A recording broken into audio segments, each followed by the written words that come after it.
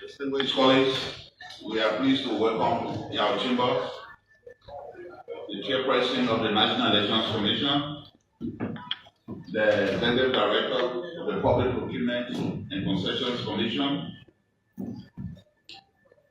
the head of the chairperson of the Elections Policy Committee, and the executive director of the National Identification Registry for their technicians to throw light on the entire process of biometric voter registration, including the procurement process thereof. Sergeant, please qualify the witnesses.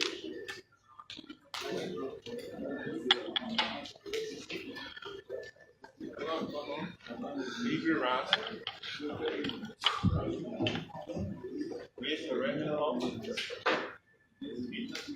I, who solemnly swear that you testimony about the gift, my recollection,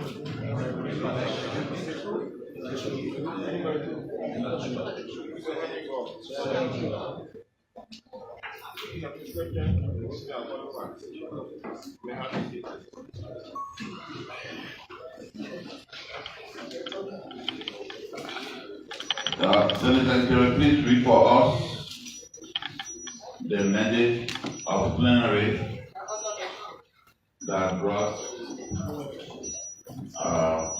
colleagues from the executive here?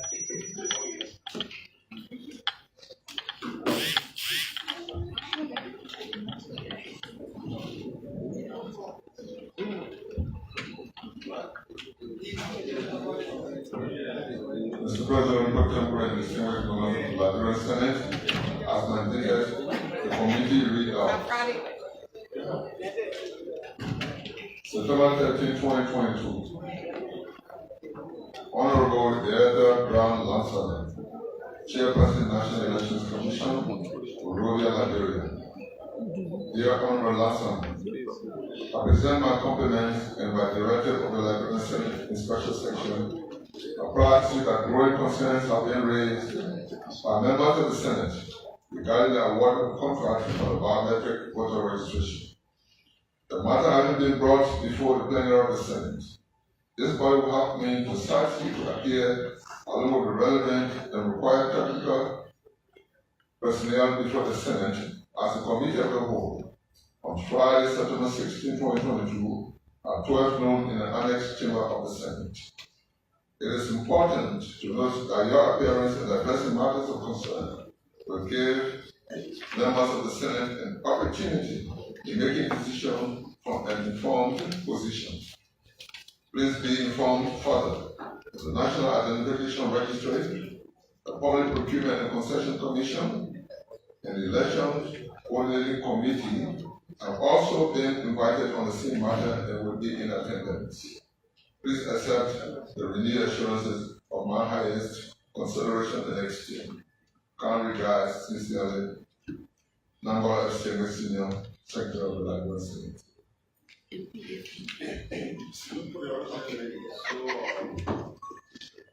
The issues about twofold. First, we will want information to the public through us on the biometric registration process, the entire process. So there will be issues, what it is, and whether there are no time constraints. Number two, the issues that have been raised by the PPCC, at least from what we saw in the press, on the procurement process. So there are two issues. So ask first the chair of the National Elections Commission to provide us information on the entire process first.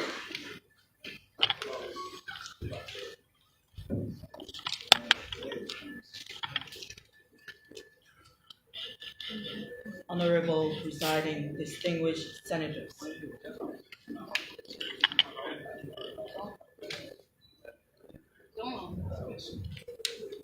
Honorable presiding distinguished senators, I bring you greetings from the National Elections Commission and take this time to say thanks for allowing us the opportunity to speak on the 2022-2023 biometric voter registration exercise.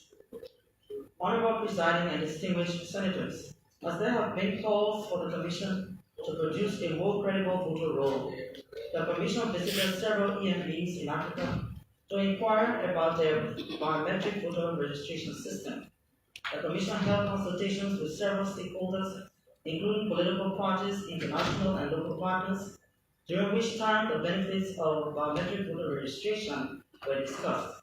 The Commission also held consultations and did presentations before this Honorable Senate Committee on Elections and the Honorable House of Representatives Committee on Elections.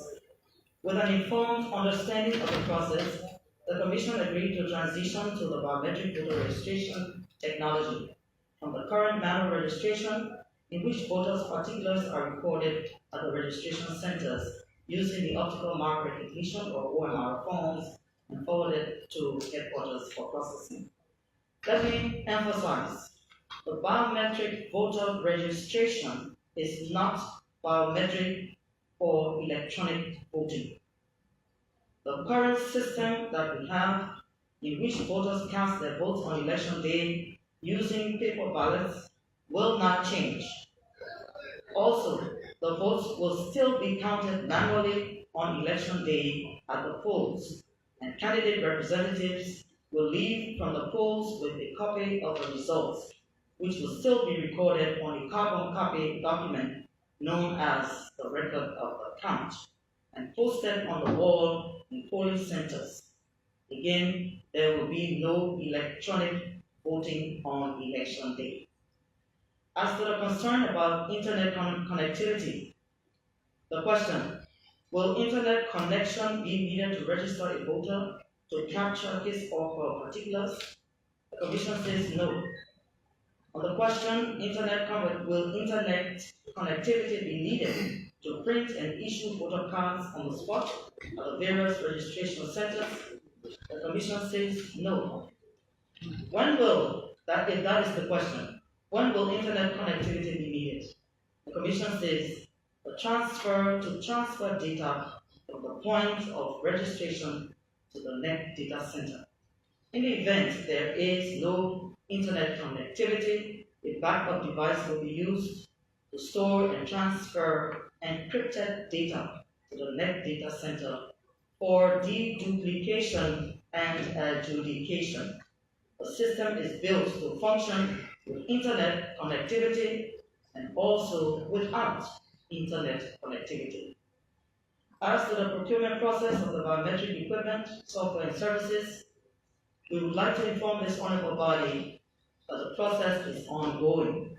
This means that no contract has been signed and no letter of award has been issued to any vendor. The Commission evaluated the 6 vendors that submitted bids, and on August 30, 2022, submitted its evaluation report to the PPCC requesting a, quote, no objection, quote, to the award contract to the bidder evaluated as being the most responsive to the requirement to pre-finance, to the technical specifications, the shortest delivery time, expertise, and price. The PPCC on September 7, 2022, wrote the NEC a communication for which the NEC sent PPCC a reply on yesterday, September 15, 2022. The process is still ongoing. And if I may mention, since the NRR is here, regarding the NRR-NEC collaboration, this process saw a number of discussions leading to NRR presentation of its strategy on integration of its data in the NEC voter registration process. The NRR proposal to provide it with NEC raw data after the election of 2023 was viewed by the Commission as being the best solution. However, the fact that both entities have different mandates, NRR to capture all citizens' data for a national registry, and the NEC to conduct voter registration for Liberians aged 18 and above, Also, the fact that the mandate of NEC, which gives it authority by law to be custodian of voters' data, the NEC deemed it necessary to propose a legal framework is enacted or established for such collaboration between the two entities, which of course was anticipated to lead to the transfer of NEC's voter data to the NRR. Finally, the Commission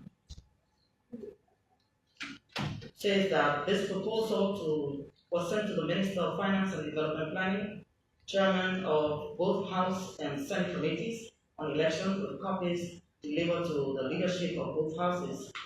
And to this date, the Commission has received no written document confirming its proposal for legislation. Honorable presiding members of the Senate, the Commission assures you that as soon as the Commission, that is the NEC, receives a legal mandate from you, making it imperative for the NEC to turn over Liberian voters' data to the NRR, the NEC would act on that mandate.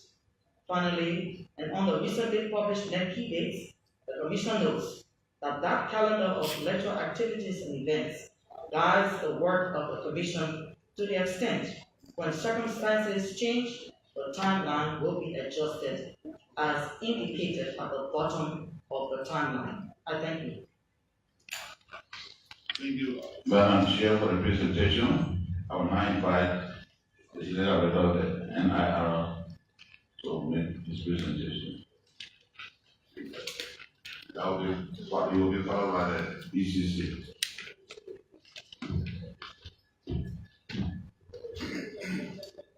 Honorable Pro-Tem and distinguished members of the Liberian Senate, let me say thank you for this opportunity to appear here once again and comment on the process of doing biometric registration for the purpose of conducting elections in Liberia.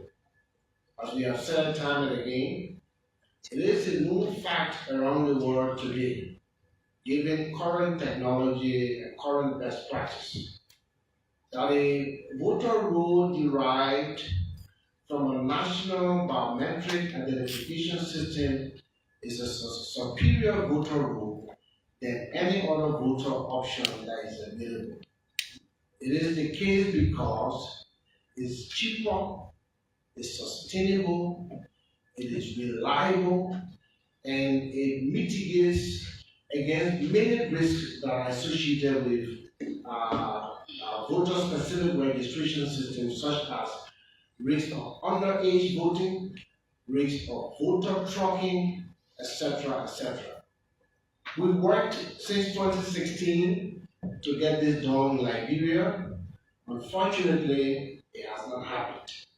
As we are right now, I think we can simply say that the ship has sailed. The National Identification Registry will now be in a position to be the source for providing the data for registration of voters for the 2023 elections. However, we encourage the leadership of the Senate and other members of our government system to explore all the possible options that will allow the National Identification Registry to either play a meaningful role in this process to the extent possible and acceptable by all the parties, so that the expertise, the technologies, and the resources that we have at our disposal after conducting biometric registration in this country since October 2017 and running currently the largest biometric system in Liberia, those resources can be used for the benefit of the country. Thank you. Thank you, Honorable Nambi. I will now invite Honorable Ostablo to his presentation, followed by the Chair of the PCC. Thank you, Honorable Presiding members of the Honorable Senate. I want to extend our thanks for inviting us to give our independent assessment of the proposed transition from the optical mark recognition system, the OMR, to the biometric voter registration. The ECC welcomes the transition from the OMR to the use of the biometric voter registration for the conduct of the 2023 presidential and general elections, but with caution. The OMR lacks the system to prevent multiple registration and to effectively manage updates of voter information. Almost all countries in the sub-region have transitioned for OMR because the system is outdated and it will cost a lot to get a vendor to supply it. In an assessment conducted in 2021 with support from UNDP in partnership with the NEC, that assessment recommended 4 models or options in terms of what kind of BVR could be used. In the first model, the report recommended tablet registration plus photograph data capture with indelible ink and your voter cards without biometric deduplication. Option 2, tablet registration plus photograph data capture with indelible ink and voter cards and facial recognition only.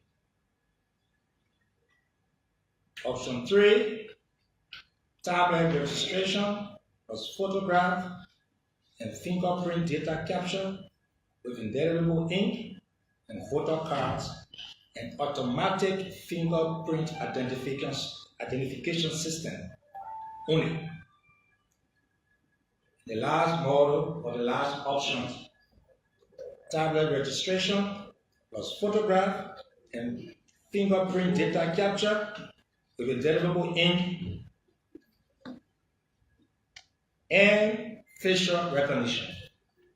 So these were the 4 options that the assessment report suggested. Following the announcement by the NEC that it was transitioning from OMR to the biometric voter registration, the ECC on September 5th issued a statement.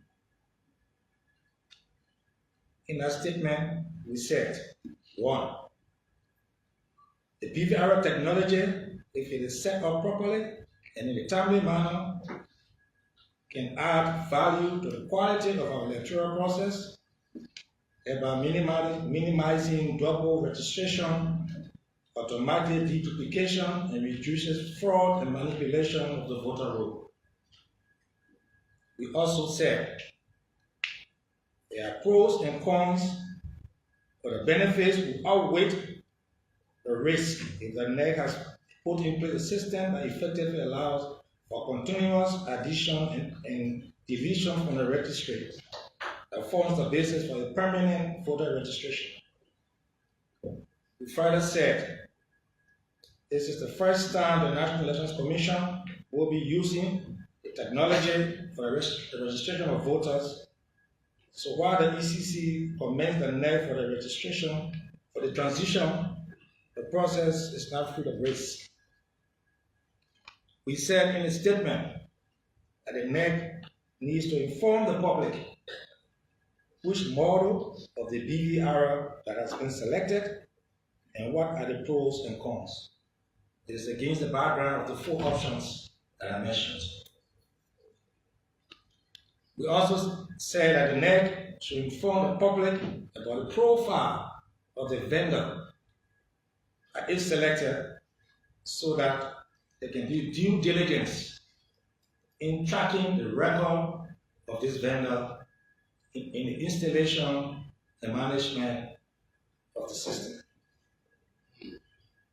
We also said the NEC needed to inform the public on the total cost for the purchase and installation of the technology in order to assess its efficiency. that it is, whether it is worth value for money. This is against the background that the government has allocated US $20 million in 2022 national budget. We have seen other countries unscrupulous vendors have encrypted data and refuse to hand it over to elections management body over contractor issues or delayed payment. He also said time is important. Issue of piloting the equipment. Other experiences in the region will tell you it's prudent to do this far ahead of the electoral process. And we thought this was taking place during the last quarter of 2021. We are also concerned in terms of the technology itself. There are concerns about data protection and ownership of the data that is generated. Who is the supplier of the system? What is the agreement on data ownership, security, and storage? Does NEC have the ownership capacity? Currently, there's no provision in the new elections law that speaks about data security and privacy.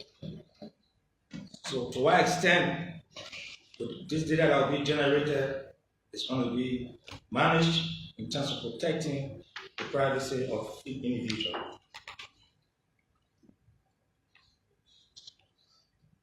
There are experiences in other countries where EMPs get the technology for data capture but don't have the technology for data cleaning and verification to identify multiple registrants through all their fingerprints or their photo and facial recognition. These technologies are usually additional features which some EMBs cannot afford. It therefore begs the question, why go biometric when the system cannot serve its full purpose?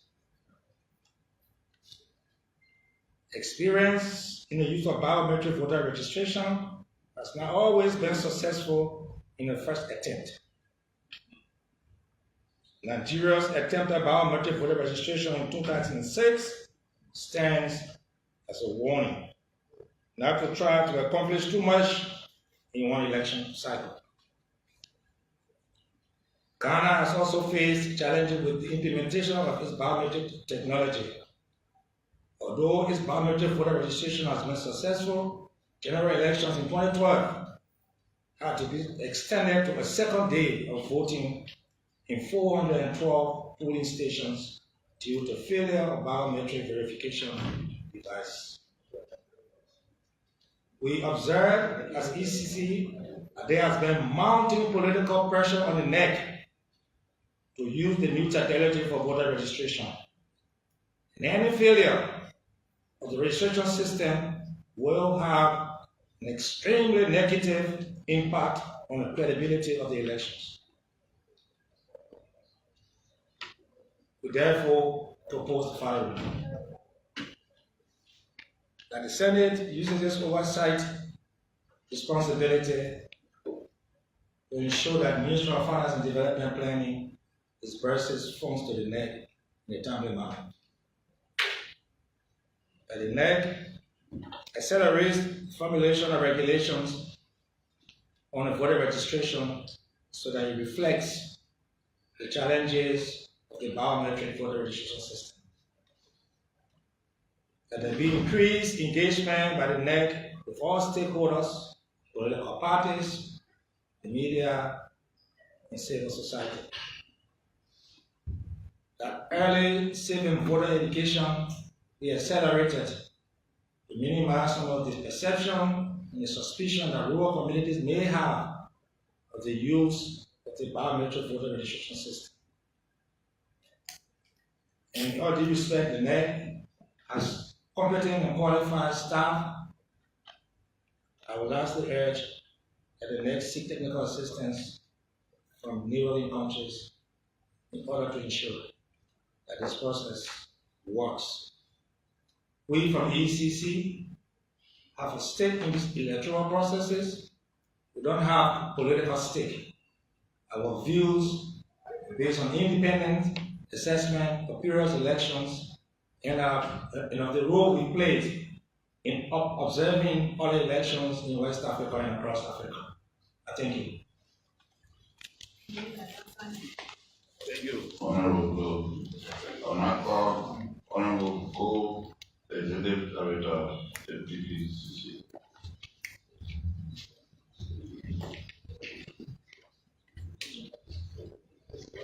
Honorable Presiding, esteemed members of the Senate, I will now render our interaction concerning this biometric equipment and software procurement in the context of public procurement.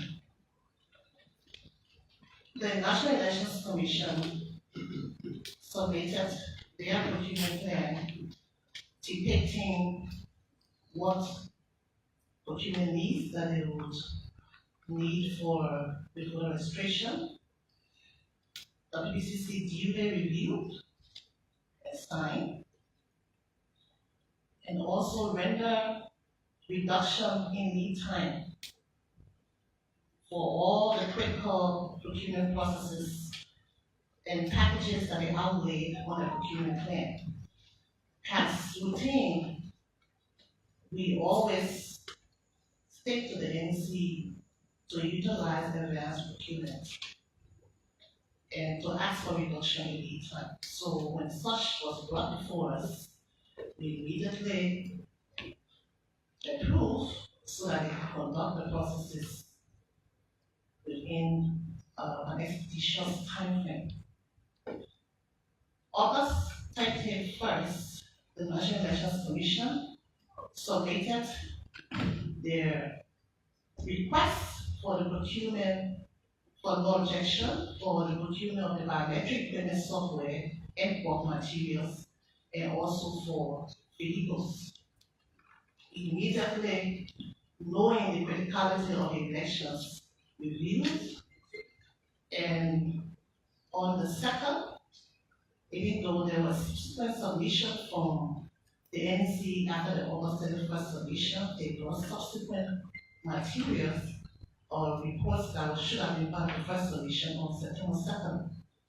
But notwithstanding, we reviewed and put them September 2nd, stating our preliminary review and asked for more documentation to facilitate further review. They sent responses to what we inquire from them regarding the bids, regarding the recommended responsive bidder, and regarding the preliminary issues that we have pertaining to videos that we asked for, a soft copy of the physical presentations, and explanation on the requirement for pre-finance. They responded on the 7th of September. We also responded on the 9th of September after doing overall review of their responses, of the submissions, and from all the documentations that submitted to us regarding the biometric equipment software.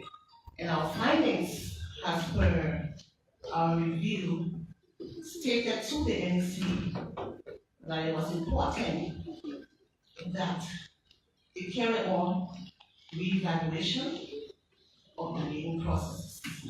Now, honorable members of the Senate, the PPCC, we do not award contracts for entities. We only review what you bring before us as per our prior review mandates to indicate as to whether the process was done correctly in the context of the law or whether it was not done correctly. It's by the entity submission that we base our findings, and also by our due diligence regarding what is submitted. So we have indicated to the NEC that this biometric is very important because this is the first water restoration biometric for the state. And there was a very key requirement that you ask of bidders, and that was the demonstration of the system. Having a biometric equipment is one thing, but the performance and the functionality of how the system works is another.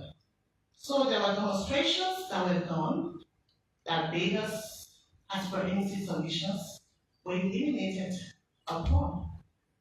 Now when submissions came before us, the very first thing that we asked them in our first September 7 letter was that we need to see the video recordings and the soft and hard copy of the presentation. But since we base primarily the elimination of bidders upon that, we need to review.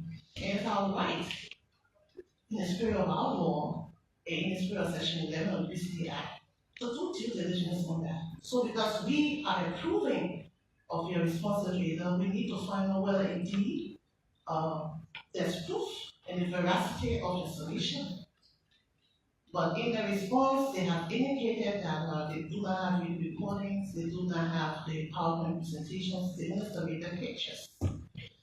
So we review overall and stated our findings that the Elections Commission should do an evaluation and call the bidders for redemonstration of the biometric system performance, so that the evaluation panel would be able to make reference to it when they are doing the evaluation, because we are video recording, so that when the evaluation is completed, when those documentation come to us, we'll be able to also do our fact-finding on what took place. So that is what we've sent to the Elections Commission so far, and they've written us yesterday stating that they asked for reconsideration. In the evening they told us, but we have not yet responded. So that's the status of the process regarding our procurement interaction with the National Elections Commission. We at the PPCC, our role is very critical, because when we are reviewing submissions from entities, these entities, they are all tasked with institutional responsibilities that actually work on the state national government. So when we make decisions in the context of the PCA law, we are making decisions in the interest of the country. We are also making decisions so that the objectives of the PCA Act can be achieved. That is the state benefit. That is, there's fairness, transparency, and accountability. That is, we are also protecting the rights of entities and the rights of bidders, so that whatever we issue on no objection approval, we always strive at the PPCC for it to be non-contestable. We do not want to issue contestable no objection that will be contestable in the future. That's why we are very meticulous on our review. That's why we pay serious attention to it. So I will pause, Honorable Presiding and members of the Senate at this juncture. Thank you. Thank you. I'll go for your presentation. Police, you have listened to the presentation from the witnesses. Why is the word pleasure? So I'm happy.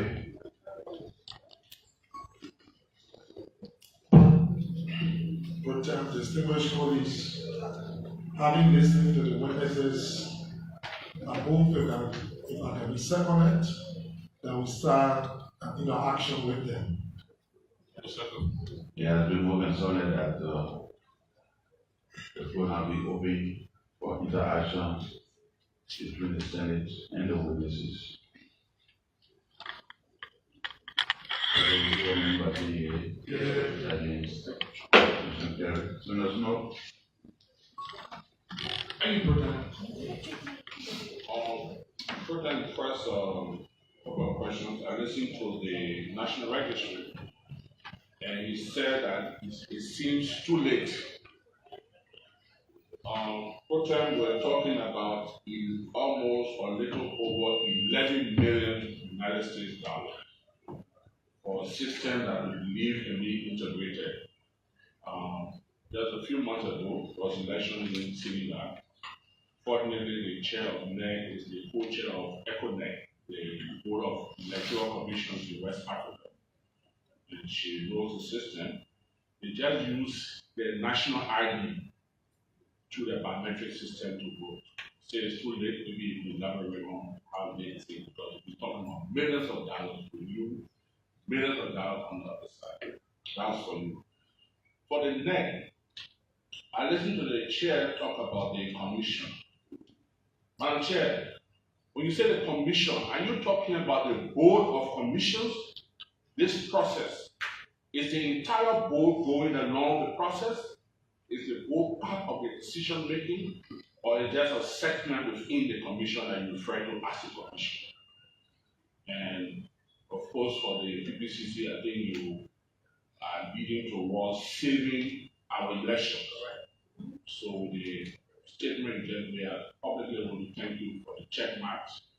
We encourage you to continue. So, Madam Chair, is it the Board of Commissioners or just a segment of commission? Thank you. Senator Dado. I'll take you to Senators, then Thank you, Mr. President. And man, let me go to you, Flo.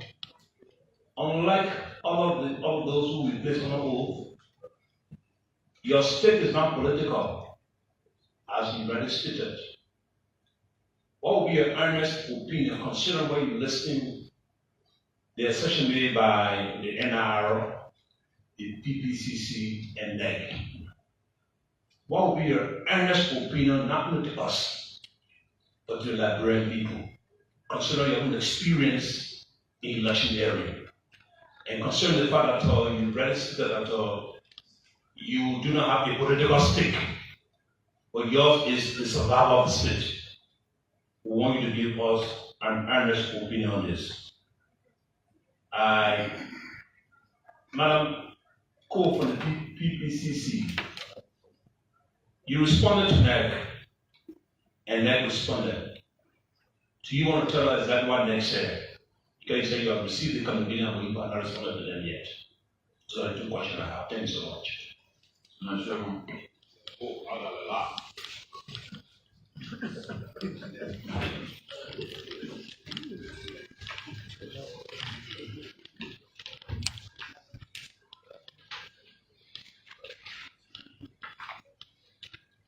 Do you,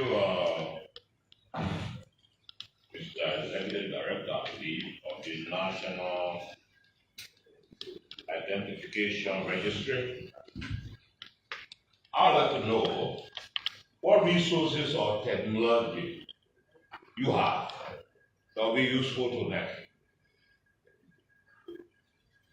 What data do you have that will probably be useful to NEC? And I'm wondering why you believe that more than 12 months before election is untimely for you to cooperate with them. To the ECC, you raised an issue about the timeliness of the biometric voter registration, but I think it was vague. I want you to be more specific. Is it really timely for us to introduce this new technology that is giving the facts and circumstances of today? I'm concerned when you ask about the model of BVR that's going to be adopted and that the public should be informed. What usefulness would that be to my uncle in the village? Or is this just for us in Monrovia? You asked about the profile of the vendor and the contract with the vendor. Because I too am concerned about what vendors do. That is, after all of the process, who owns the data? They fight as to ownership of the data. My concern about the privacy of the data, whether that vendor will not be able to sell my information in the event somebody wants to know about me. The security of the data.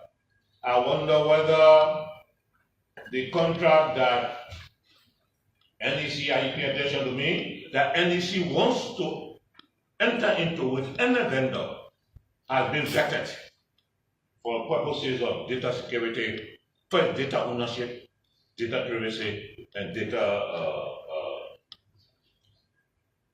who wants to speak English for me? I'm not speaking true. You indicated, sir, that all of these things should have probably been done the last quarter of 2021, which gave me the impression we are wasting our time by trying to introduce it in late 2022. But then you come out and say it's possible. I would believe that that's a contradiction. If it is not a contradiction, please verify for me.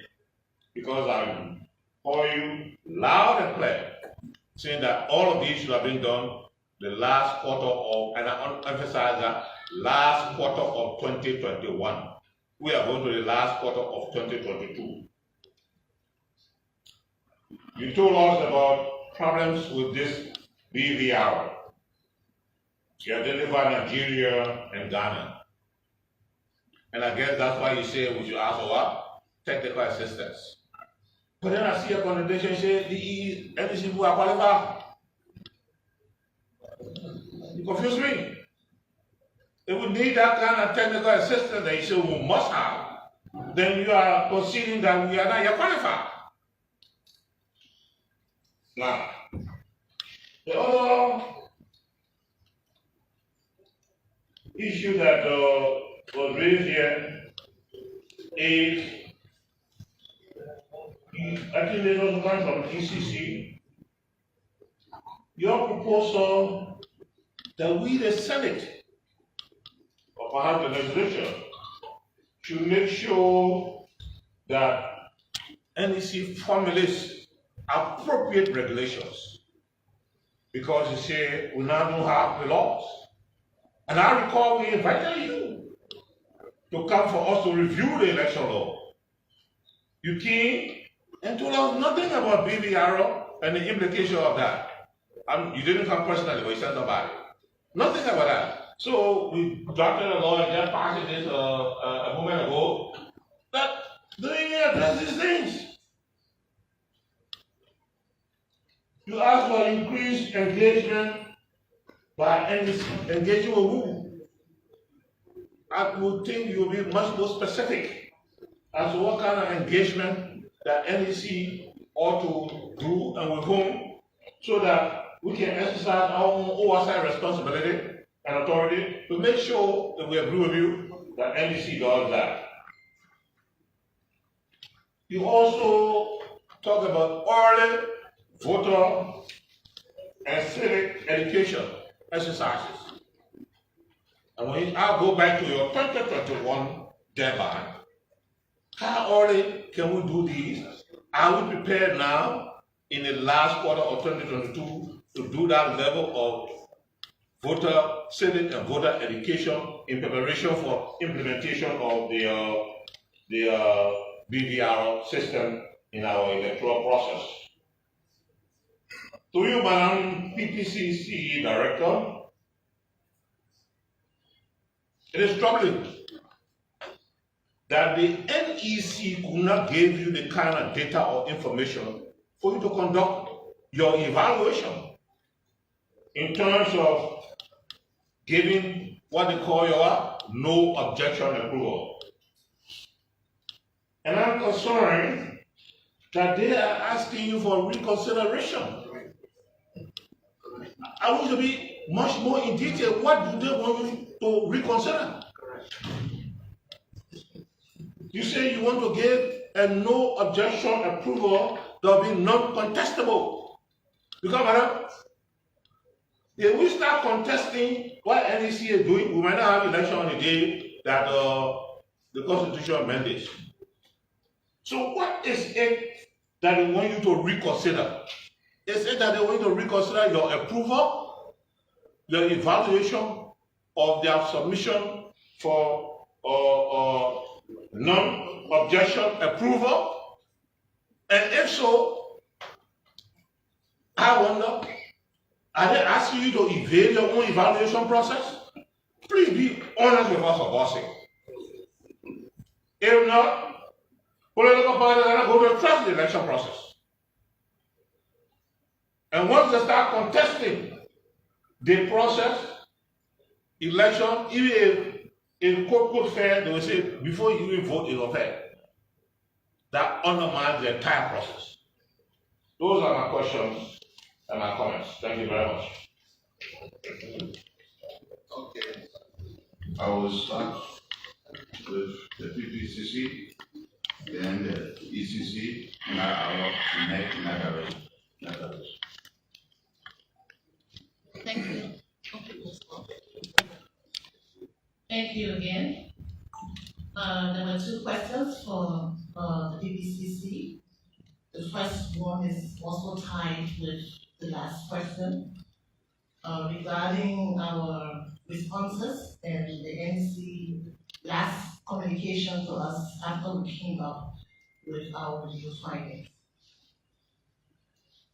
So the National Elections Commission, when we sent our September 9th communication to them, that was the PPCC, the Commission and PPCC, overall review of what they have submitted. And what did that review say? I'm going there. That was the submission from them. That was the basis upon which we reviewed and sent to them. In our review, that we stated to the NEC, our findings as well, everything that is submitted to us was that you need to reevaluate your bidders. You need to do a re-demonstration to show the performance and the functionality of the biometric system demonstrated by the bidders and video recorded so that the evaluation panel can make it as a reference when they do the evaluation, so that the PPCC, when it comes to us after that evaluation, will be able to also see it, review it, and verify it. Because it means that we will have proof of that demonstration, since it was a key requirement that you didn't need the bidders on. So that was it. So we sent it to the NEC and we expected them to commence, knowing the time frames that they have, to commence immediately what we told them to do. So that is not a process that is ongoing in the perspective of the PPCC that we have issued anything. As far as we know, that is our stance for the submission of the process. The NEC asked for reconsideration, and in their letter yesterday evening, they stated justification on all the points that we raised. And to give you a summary of that, they adjudged that their own bidder that evaluated was capable for the job. As for the letter, I think I have it here, I can read it, the closing of it. So they were asking us that we reconsider what we stated about the re-demonstration, we reconsider several queries that we made, and we should look at it. So we were particularly astounded because This is a regular board of review for the commission. And entities here know that review, we ask you for clarification, you get back to us. There are review findings that we ask to even retender the entire process, just so that we can be able to get that fairness of the process. So that's our prior review mandate, to authenticate your bidding process that you did. Whatever you do, it's not PPCC doing it, you doing it as an entity, bring it to us to say you did it the right way. We feel that you have immaterial deviation on what you did, but overall, the percentage of materiality was on the good side. So you can go ahead and issue the objection. But when we see material deviation, there is no way the commission, PPCC, can ignore that. So right now you are seeing material deviation. We have definitely seen material deviation. Thank you. That is the reason why we have stated to them that you have to do a re-demonstration of the process. And the re-demonstration of that process, can I continue? Please, ma'am, go ahead. The re-demonstration of that process, even in NEC's own wisdom, as per the submission, they took it important. They took it important. They took it important because they say, this bidder didn't do this, didn't do that, so they were not responsive. How do we verify that? How can such an important biometric process, the first voter registration biometric for the state, not be recorded on how the bidders demonstrated? We were pondering how it was not done that way.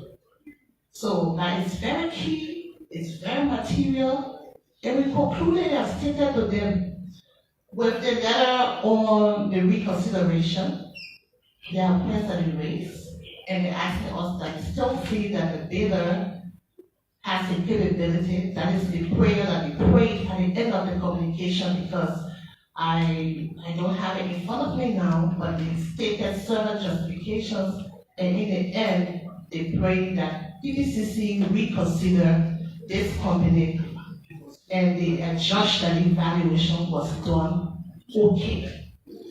So our own plan, when we saw the communication, we will respond, but at this juncture, I can safely say we don't see any major alteration in our first review findings. Thank you. Thank you. So, Honorable members of the Senate, Councilor Sherman, so your question, Senator Sherman, sorry. So your question, when you invited us to come and participate in the discussion around the new elections law, at that time, NEC had not made a decision on whether or not it was going to use biometric voter registration. So at that time, we were not in the position to have advanced our idea on the inclusion of privacy and security around data in the new elections law. However, I still think that the regulation from the NEC can also fill that gap in terms of creating a framework on how our data, our personal data, will be stored and managed. I did say that the NEC needs to increase engagement with the stakeholders, including political parties, the candidates, the civil society, and the media, so that if there are issues confronting the elections, there can be a collective approach in trying to find solutions. The issue of the selection of the model of the voter registration device, I did say we would have been better if the public would have known the name of the vendor, so that those who are investing the resources in the political process, civil society, the media, can do due diligence, as is done in other countries, to assess the track record of the proposed vendor. I'm sure I stand to be corrected. I'm sure our members understand you don't know who the vendor is. With the issue of the NEC, I've said NEC has over the years acquired knowledge and skills and competencies in the management of elections. I stand by that. However, I did say, as an institution, NEC has now managed a biometric voter registration system. This will be the first time. And that's why I said it would be good that there's more technical assistance provided to build on the existing knowledge and skills. The issue of the last quarter of 2021, I did say that the testing of the equipment, of the PVR equipment, would have been prudent. It was done in the last quarter, so that if they have issues with the equipment, it can be corrected, or if there are issues with the vendor, then we can have an option in 2022 for the NEC to have another consideration. But as we speak, there's no equipment yet being purchased. Voter registration starts according to the NEC timeline December 15, we're in October, basically. And I wonder whether we will have the time to test. And what if we purchase that model and it doesn't work in our system? Do we have the time to go back and reconsider? That's the issue I raised. It was not an entire electoral process. I'm seeing the testing of the biometric in other practices is done at that time. Civic and voter education is important that the public, even those in Buto or in Kolahun or in Vahun, or Bavolo, they are also stakeholders to the process. So they should know that this coming year we will not be using manual voter registration, but we'll be moving to another system. And in other countries, people have resisted because they have suspicion about the system in terms of some of the myth. So that's why I said we need to scale up the civic and voter education so that the citizens across the country can be prepared, so that they don't resist, accessing the system. And lastly, Senator Zago, to your question, we are in a predicament. I honestly can tell you that we should not proceed with the biometric verification system or not. I do not have that authority. Thank you. To advise. Authority to advise. And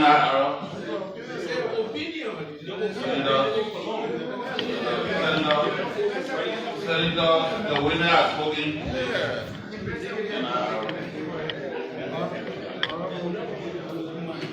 Honorable Pro-Tem, distinguished members of the Liberian Senate, I'll be responding to two specific questions from Honorable Slow and Michelle. So the first question had to do with why did I say it was too late? And I think that question was asked by both of them. I need to provide some clarification on that in terms of what I meant. We appeared before this very body some time ago, probably a year now or maybe less than that, and we made a strong case that this is the best way to go. Derive the data from the national identification system. And I think following that, that was our last major discussion on this issue nationally. It appeared that the consensus was that the National Elections Commission will do a separate biometric voter registration system. And I think the key thing that was being raised that was an obstacle to this was that political parties did not feel very comfortable with the management team at the National Identification Registry on account of the fact that we work directly or indirectly for the President of the Republic of Liberia. We try to provide assurances that first and foremost, we are appointed by board registrars. I do have tenure, and etc. etc. In fact, I told the political parties in one of our meetings that we are willing to do whatever is necessary to make them satisfied, whatever risk mitigation actions are necessary. I said whether you want to have people that will sleep by the data center 24/7, whether you want us to recuse ourselves from the national identification system during the voter registration process to turn these facilities over to you, whatever you think will make you comfortable for you to use this system, please look into it because it is the best way to go. And the reason why I made that was at the end of that conversation, it appeared that the decision was made that the Elections Commission would proceed alone. As it is today, I can still say to you that if Liberia and the leadership of this country wants to re-examine this, the National Identification Registry still remains the most viable option to achieving biometric voter registration on time. If you want to pilot the system tomorrow, we can start. Just call the place you want me to go. We've been registering people since October 2017. It took us several months to build the system. We understand biometric registration nationwide. We conduct registration all across this country on a daily basis. It is a very complex and process. It is like your vehicle. Everything can work on that vehicle. If you get into it now and you forgot your key, you can't move. If you got the key but it can't turn, just the switch not turning, it doesn't mean that the vehicle is damaged. It's not going to move. If it turns by the battery, so there are multiple components that are integrated. When one of them is off, the whole process is off. Sometimes I have the whole system is working. I have cartridges. I don't have cards. I can't move. So you have to do it in a way where all these components are moving together. We've done this for several years. The system is available. It belongs to the government of Liberia. Okay? The only problem has been people say, oh, they don't trust us. But it belongs to the country. If you even want us to recuse ourselves, if you want to provide anything, because to do this, you got to build the system. As it is right now, you got to get a vendor. Then the vendor has to design the system. Then they have to test it. These things take several months. Now it looks like it's possible, but those who are advising, if they feel that it is time for me to say, but if Liberia wants to consider this, we have a biometric, this is all is like a refinery. You got to build a refinery. We have a refinery that has been operating since 2017, is running today. If you want to use it, you can start using it tomorrow. As compared to one that you're now starting to choose somebody before that person will build it, before you start ordering all the components of it. All these things we are coming in a post-COVID era. Every component of this thing have to be manufactured. They are not on any shelf. We know this. If you want to get tablets for your system, they are not on any shelf. For the quantity that you need, they have to be manufactured. So the system is available to Liberia. If we are the obstacle, we are willing to work with you in any way that we can be, that risk can be mitigated, so that we are not the obstacle for helping Liberia to do what it wants to do. If Liberia wants to use the system that is there, it's been available since yesterday. It's running, it's ready to be used today. That's what I can say, or that's what I meant by that, to say, because that decision was taken. If we decide to reevaluate that decision, the system is available. I think that was really the crux of the two questions. Thank you.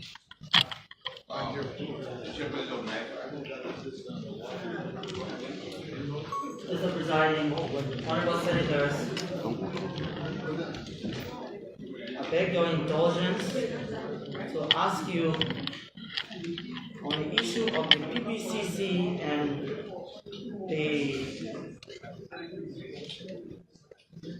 on the issue of the next submission to the PPCC and the several letters that were exchanged responding both ways. I petition this body to please ask the PPCC to provide all of those letters to this body. That's my petition. Because if you have the letters in your hand, And probably if you have the report from the panel, it might bring a clearer picture of what the NEC process was and how it determined to make its submission to the PPCC. I'll also say that when you conduct a procurement process, the documentation that you send, first thing you do, you make a decision.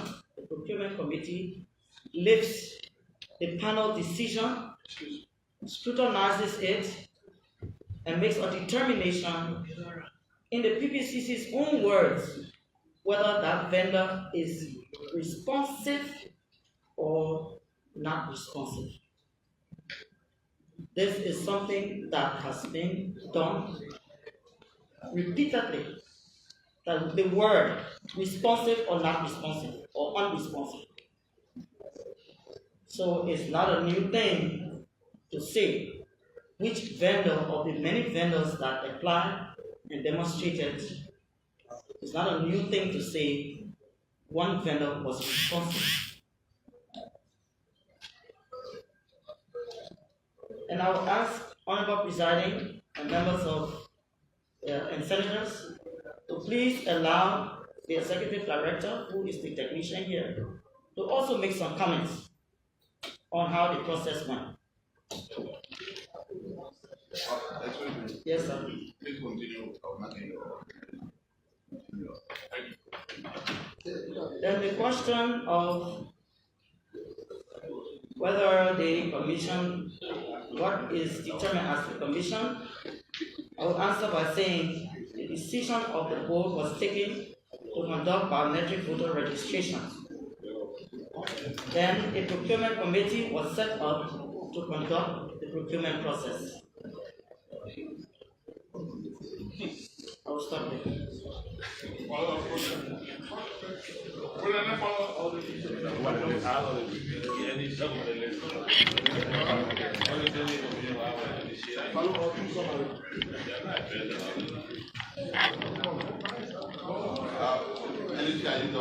Yes, sir.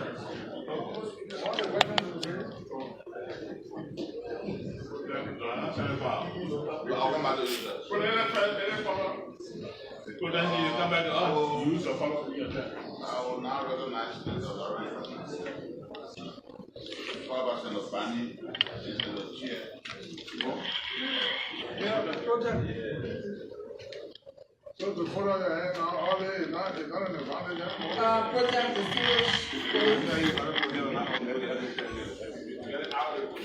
project, the figures coming from MMC.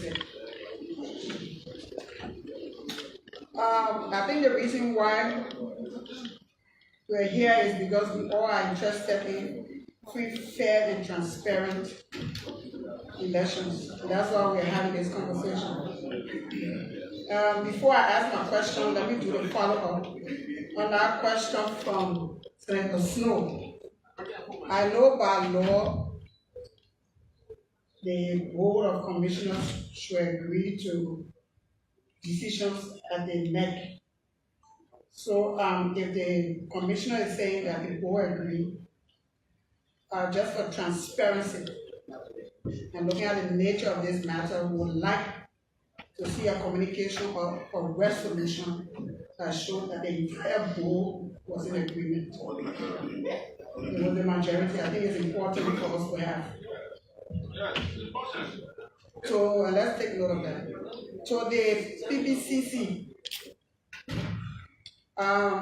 you spoke about the criticality of this matter, and you're also concerned about non-contestable, no objection. Is there anything in your rules that stop you? Because I think if you're talking about criticality, then that means you should go the extra mile in monitoring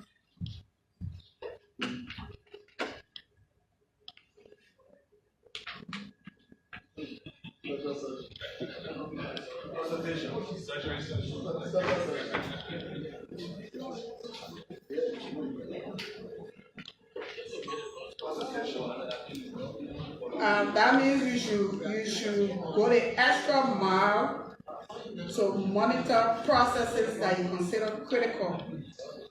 Why didn't you, was there anything that stopped you from sending a representative to monitor this entire process? The second concern is, it's already shown, or NEC has already said that they do not have any video recording. That means they do not have any materials to present to you for your due diligence, which is very important.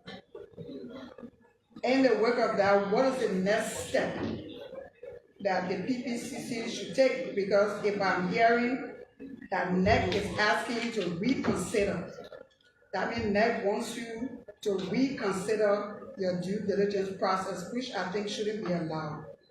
And considering the timeline or the timely intervention of this matter, what should be the next process? Because I would say, instead of dragging with these different communications, there's a time that you might have to make a decision to reverse the entire process and to start it.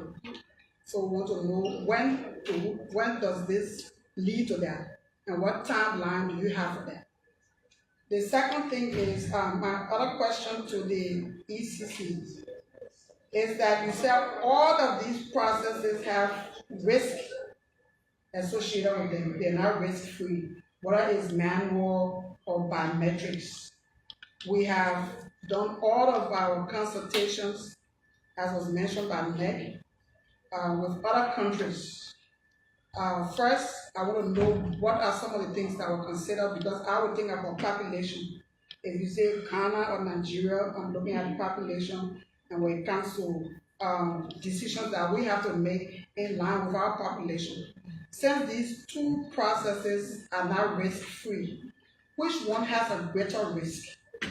Because if you're saying that if the ID card or identification process, if you're saying that this is the best recommendation, which of these has a greater risk? Because we have to make a decision to find a process to use.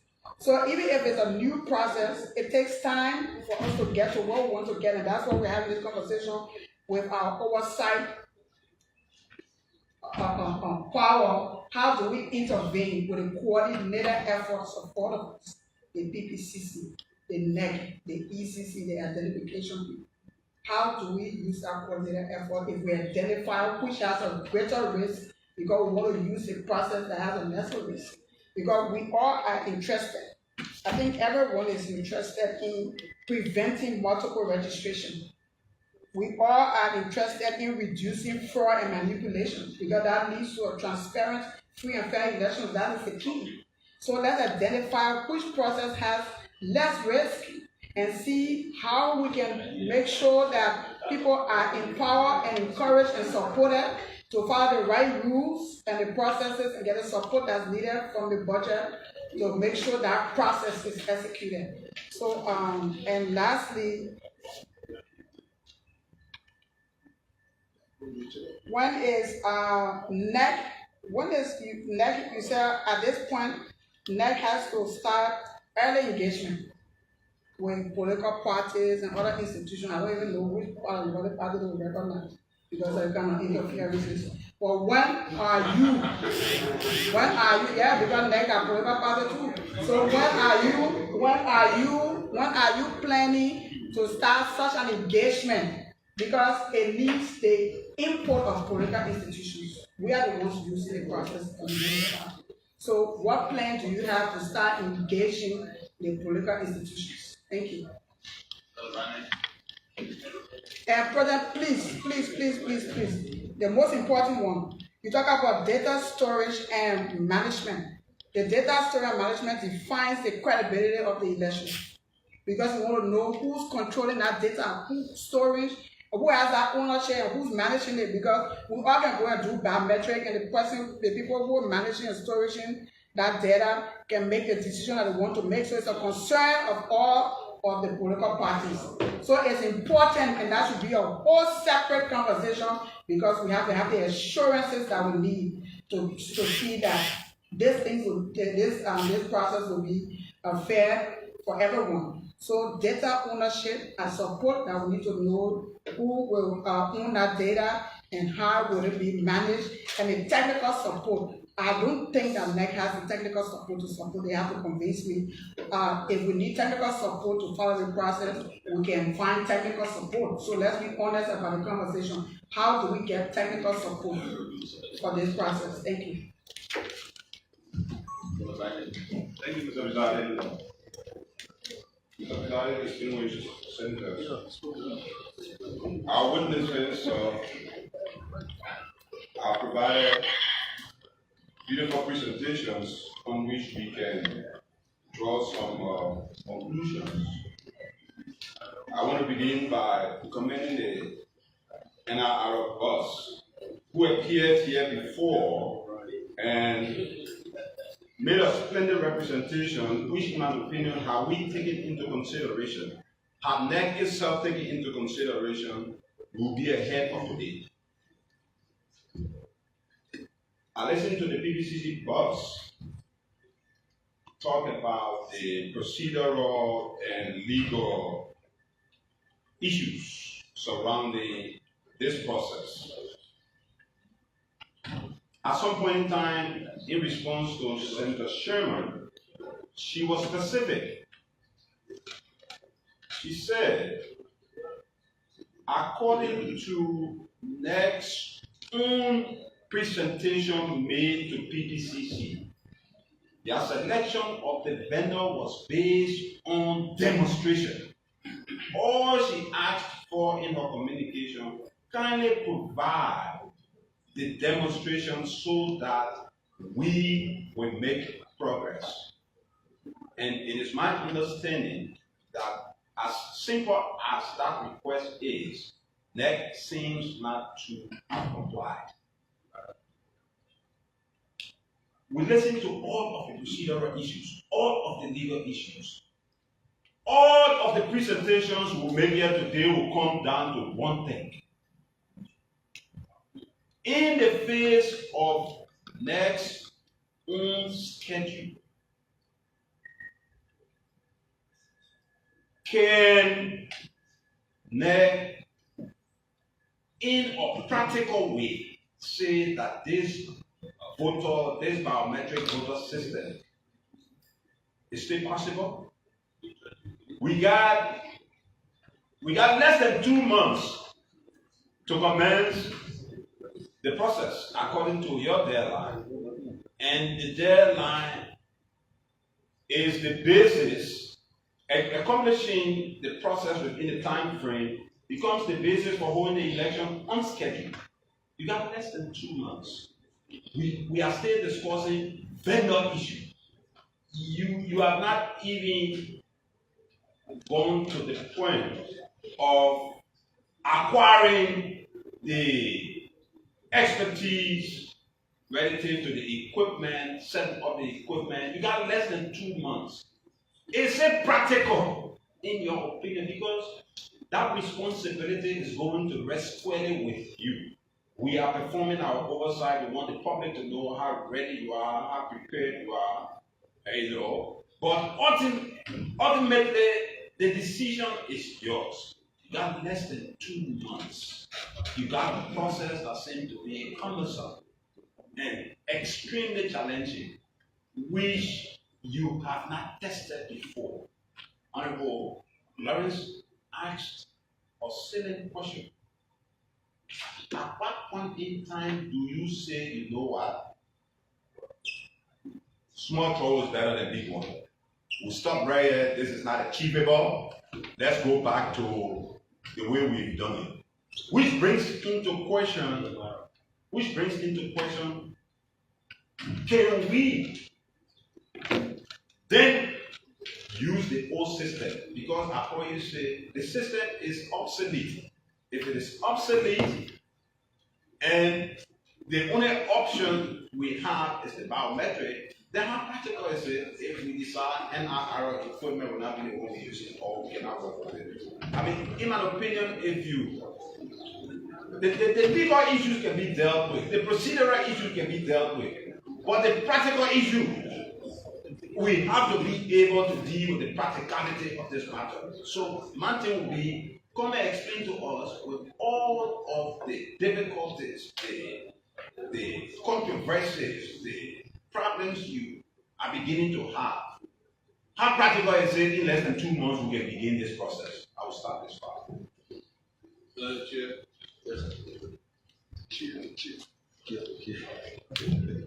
Thank you for the typical. Be careful. I have a fundamental problem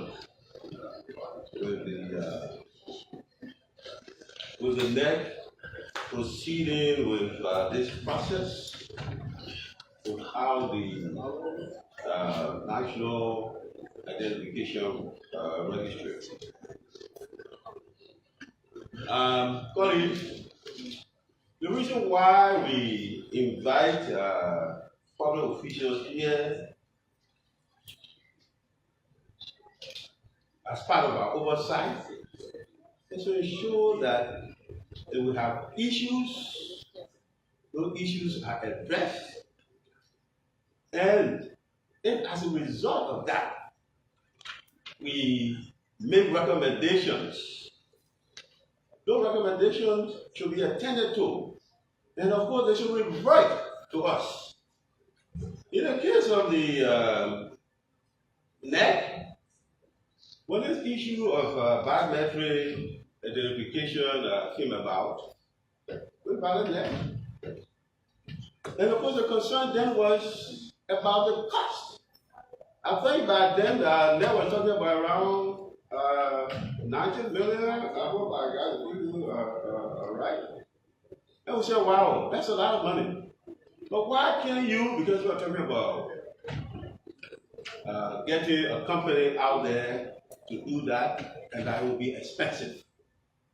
And our thing was that next we have the National Identification Registry,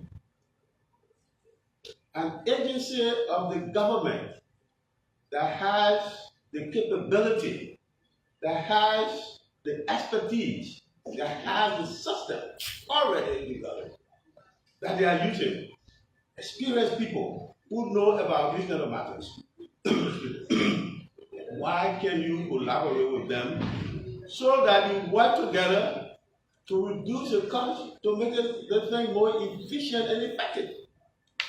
And the chair told us then that she took that under advisement for our code of directors. She said, I take that under advisement. So we expected that even before proceeding with the procurement process, they will come back to us to let us know as to what extent or how far the collaboration between NEC and the NRC has gone. But we heard from the chairperson that they started discussion and they got to a point where NEC thought they needed some legal framework. But she did not go beyond that. What happened to the legal framework? Did you get it? Did you not get it? And on what basis did you decide to go solo with this without the NRC? Because you know, witnesses, this is a government. This is a government. And when one agency of the government has certain kind of expertise, certain kind of capability, those capabilities should be leveraged by the others in order to save costs, in order to make the process, whatever you want to do, efficient and effective. And I think that this is the way that should happen, and I agree 100% with the NRC Director General, that they are capable of doing that. What stops NEC from utilizing the services of the NRC? They say for political reason, if that for political reason, he's already said that. If it's because of him, or whatever other grievances or problems people might have with the NRC, those can be dealt with. Those can be dealt with. NRR. Those can be dealt with. But in the interest of efficiency, in the interest of effectiveness, it's important because, you know, if you continue to go this way, we're talking about money, business, back and forth time, you don't have the time as my colleagues have pointed out. And I know you are convinced yourself, and every of you up there have been convinced that the time is not in your favor to get an independent contractor from out there to do what is required by the PPCC, and she's right. She's right. Due diligence, that kind of process here will require the utmost due diligence. And we need that. And I thank you, Madam Chairperson. So to save you from all of these problems, why can you, Madam Chair, work with the NRR to develop a system that will be credible, that will be acceptable by the Liberian people? I think that's important. That should be, in my opinion, that should be the way to go. Thank you. Okay, we'll start with the chair next. Brother, please. I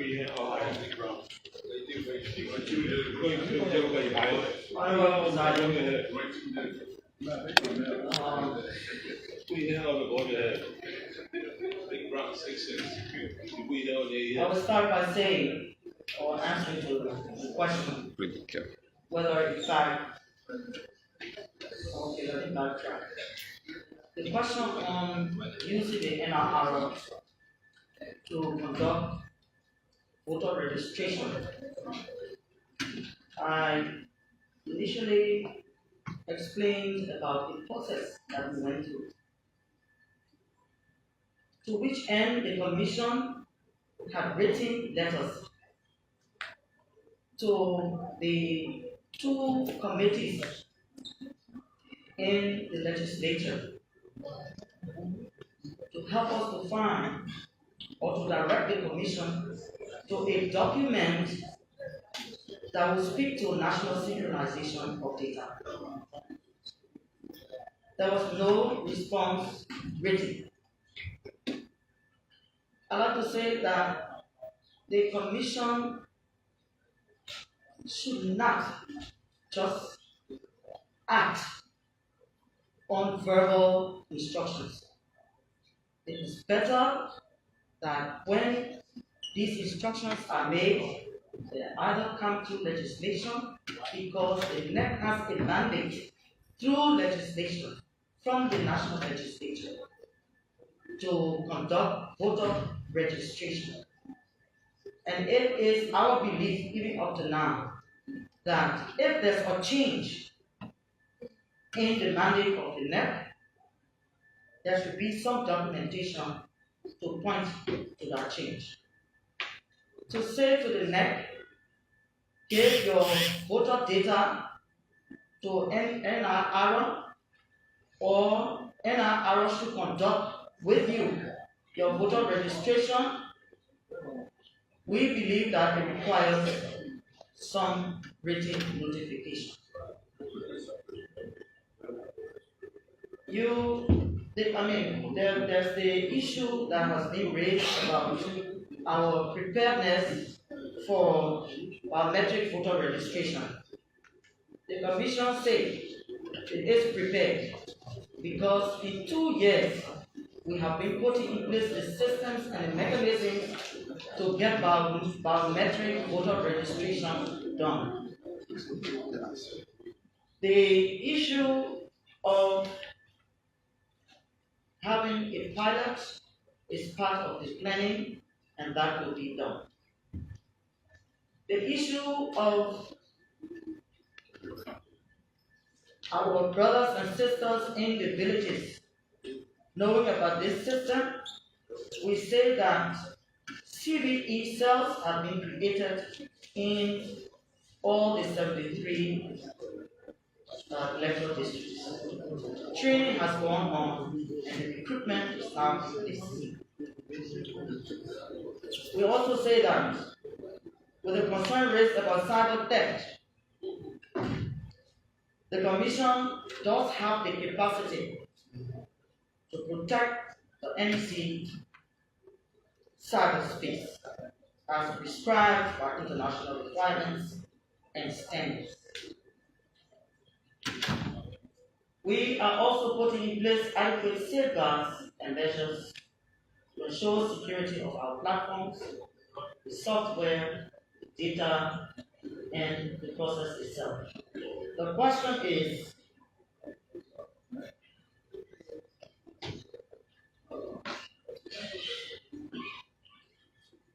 who secures NEC's data? We say it's the NEC that secures its data. And we are putting in place various mechanisms to ensure that the data is safe.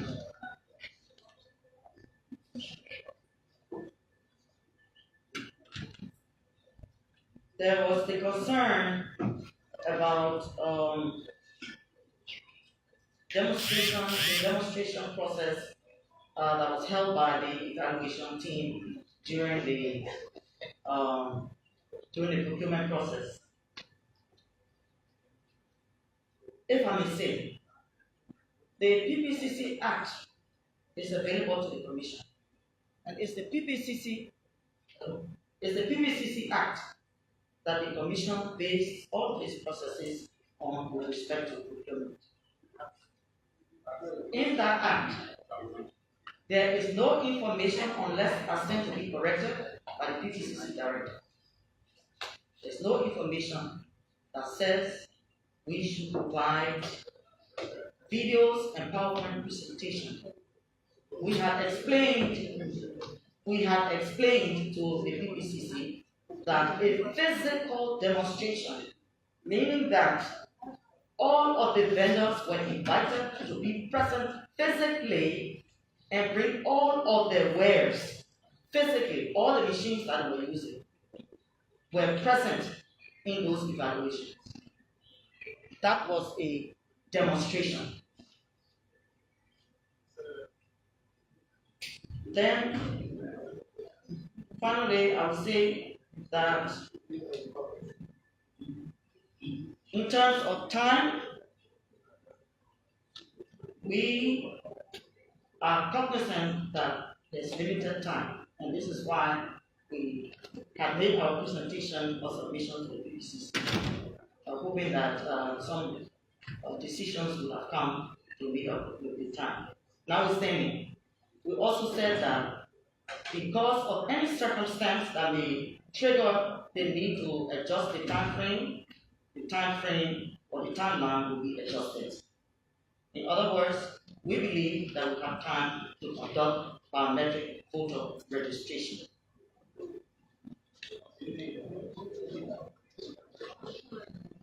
So, I'm not sure what I've answered your questions, but I'm saying that the issue about an option to have a vendor conduct this voter registration is critical because from the various study tours that we went to, we are informed and we saw that when it comes to voter registration, doing a biometric, it means that a vendor who has done biometric voter registration is the one that conducts biometric voter registration, not the National Registry. Secondly, expertise. The lesson learned there is that for first-time users of the process, expertise will have to be garnered to be able to get this process safely underway because of the experience, the capacity, and all of the different things that should comprise their ability and capability to do biometric voter registration should be in place.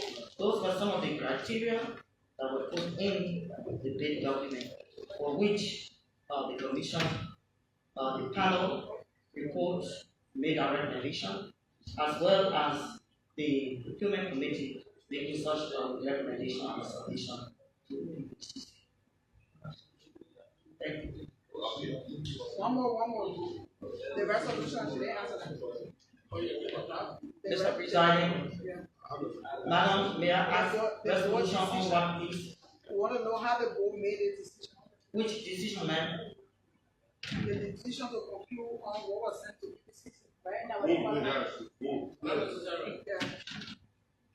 As I understand it, the procurement committee derives the final decision, from the procurement process, meaning that a panel is appointed, and that panel goes to work on the specifications, the bid document, after which the procurement committee makes a decision as to whether it's A vendor or B vendor.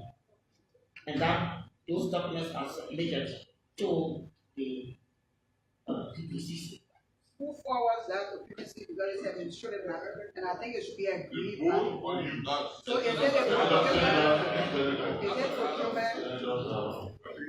Yeah.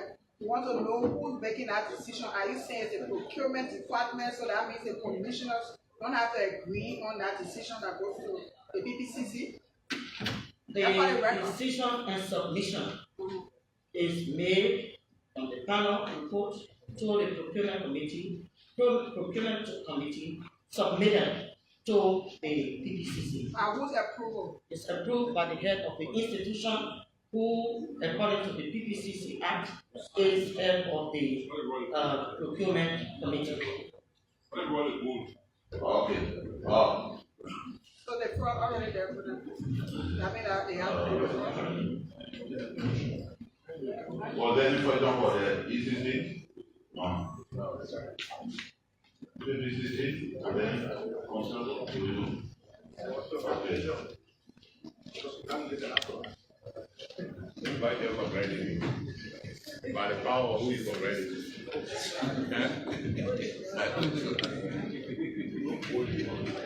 By whose power is already. Let everything go back to the right lady.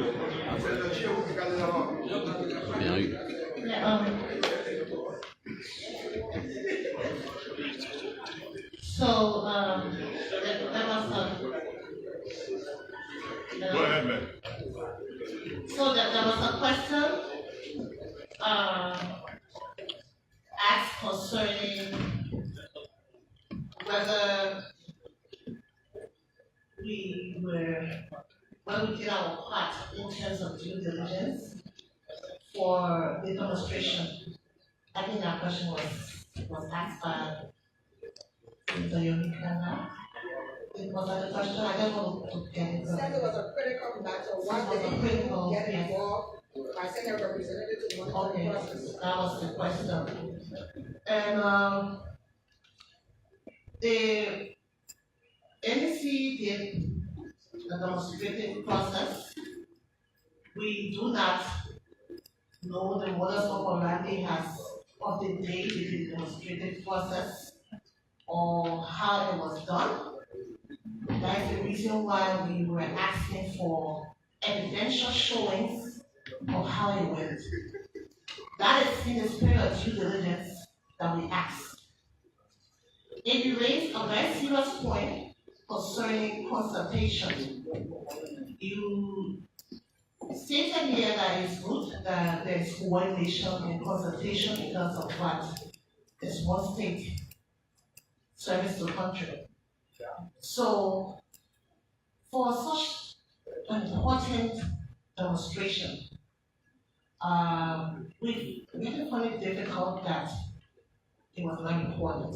We also found it difficult that there was not an instance where these demonstrations were done before key stakeholders, just for people to know exactly the kind of process that this country is going into.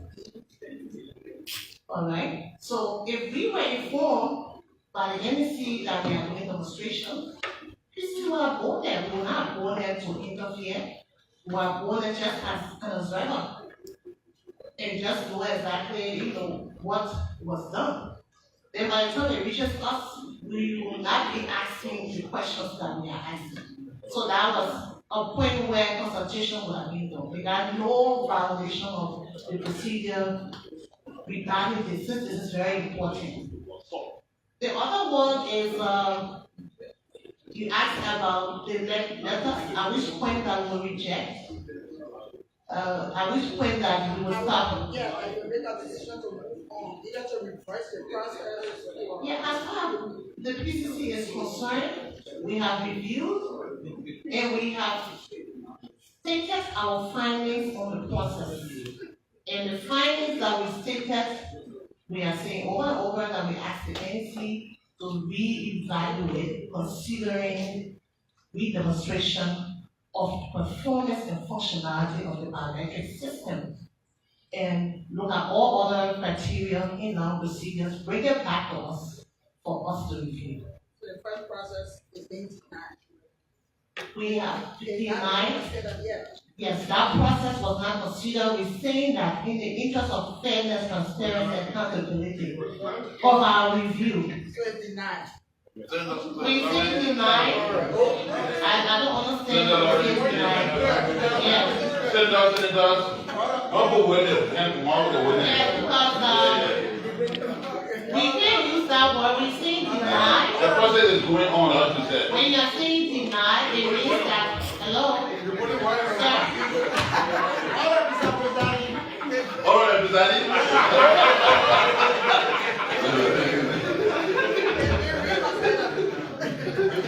The process ongoing. So let me just give a basic, let me just explain this. Because she's saying deny, all right? Our goal, when submissions are brought in front of us, we tell you it's done correctly or it's not done correctly. We got several options.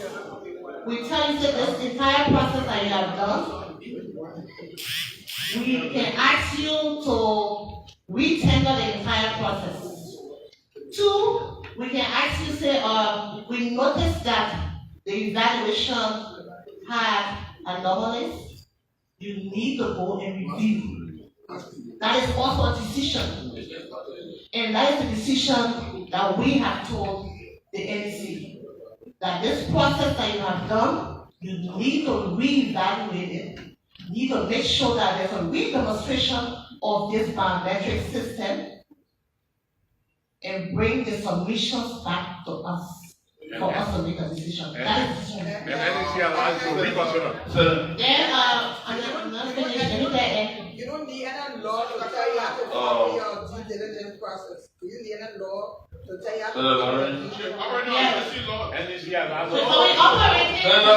Don't call the floor until I recognize you, please. Senator Lawrence, please. Yeah. Will you read up, please?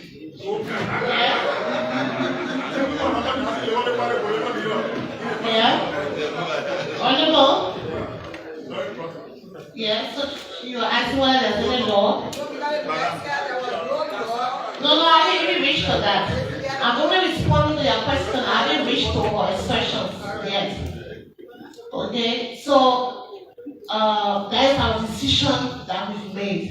I stated here that after we made that decision, NC asked us to reconsider. Normally, entities now knowing the process, how urgent it is and how things need to be done expeditiously, they will immediately have started the process of trying to reevaluate and getting to Vegas to do the re-demonstration. It's not that hard, but they asked to reconsider. And we don't see us, EPCC as it stands, going against our own rules and regulations. We do not see that because we feel that the decision for re-evaluation came from material deviation that the NSC needs to address in the interest of this country, in the interest of fairness, transparency, and accountability. Coming to whether we have a law for due diligence and whether there's something stated as to whether we should ask for recordings. I mean, coming from the NC should not be asking that. And the reason is simple. The very essence of the law, the spirit of the Public Procurement and Concessions Act, when it comes to reviewing documentation, review and scrutiny. It's very simple that the rule that we have before we approve something, we have to verify, we have to check. There has to be veracity in an entity claim. So do we just take it as we see it? No. So the very law backs us on that. It actually backs the commission. In section 11 of the Act, even going beyond, we have any right to ask any bidder, to ask a procuring entity for information that's supposed to be giving us a tendency to review so that we can authenticate as to whether it is in compliance with the Act. So we have that basis, Madam Chair, section 11, you can read it, and the entire spirit of the law part 1. It actually supports due diligence, verification, checking evidential submission so that you can be able to make a decision. That is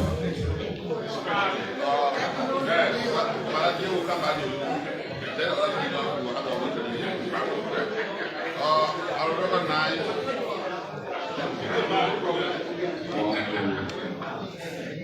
five senators will come in a row. Yeah, Senator Kazi, Senator Tomala, Senator Kane, Senator Sobe, and Senator Keke.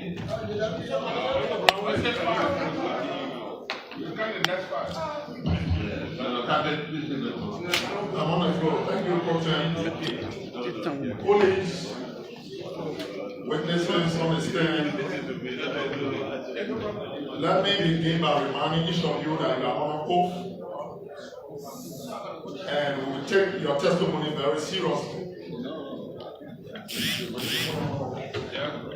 Let me begin by saying, our police, let's stay away from other people that raise our common police.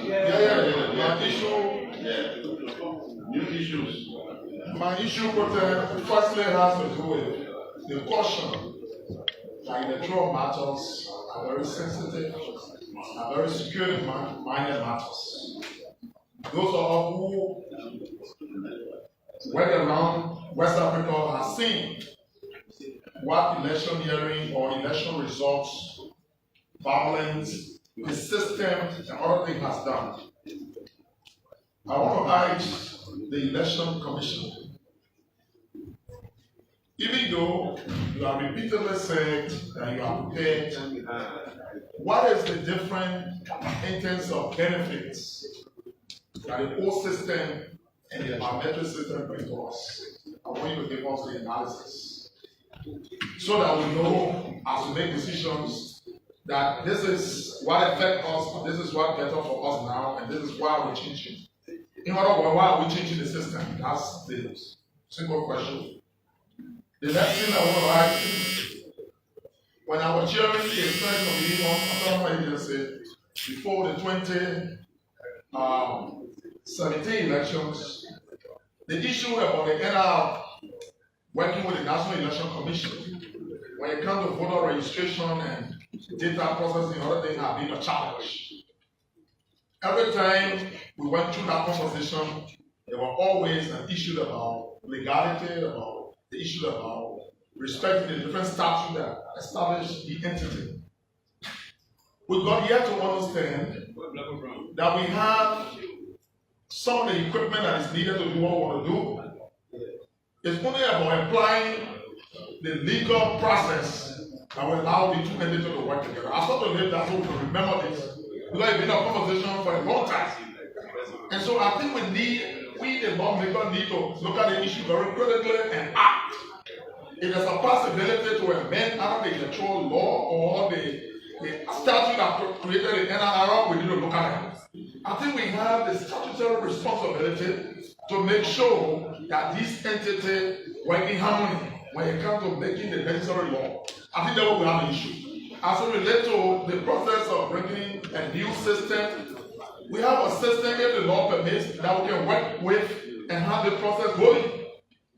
Why do we spend over 7 million the last time or more to have a system in place, and we are now preparing to spend another 20 or maybe 11 million to put another system in place that practically does the same thing in my mind.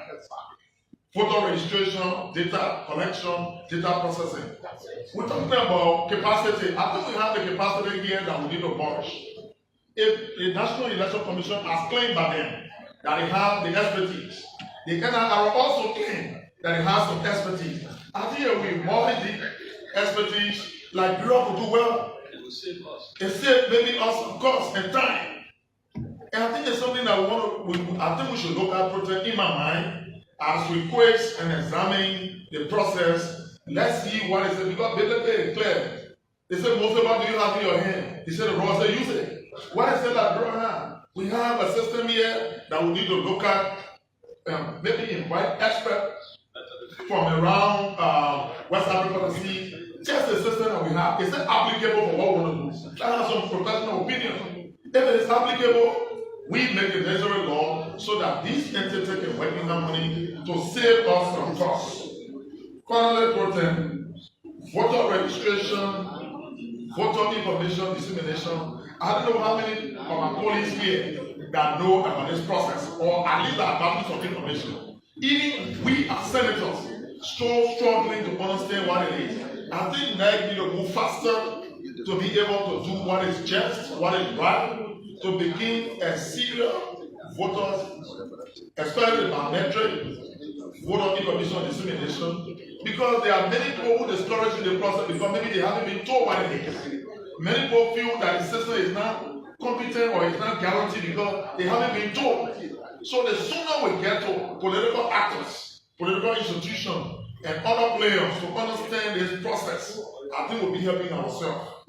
Thank you for listening, and that is my contribution. My only question has been, why can we emerge the two entities, and how can they tell us the benefit from the old system to the new one? Thank you. Thank you, Brother.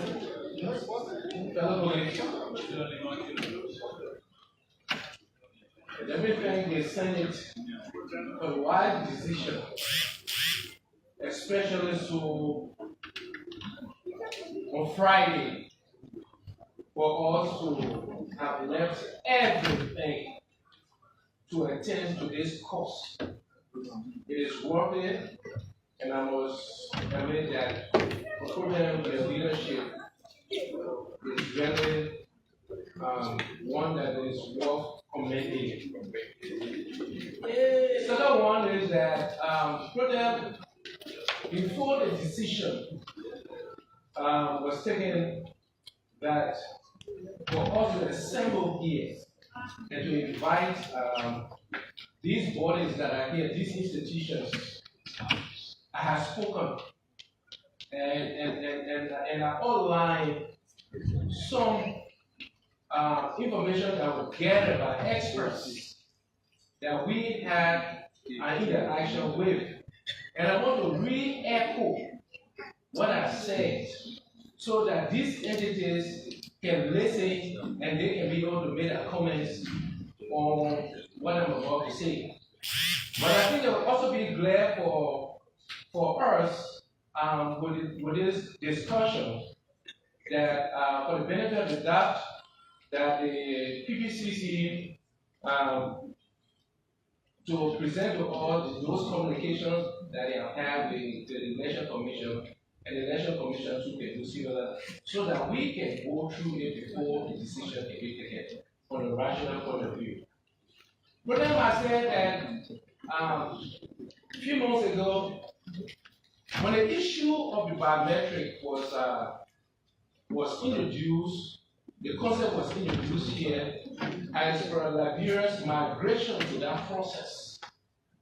And a lot of discussions was held, and people were concerned, how will we make it with the population that we have and with the weather conditions and other factors, how could they fit in?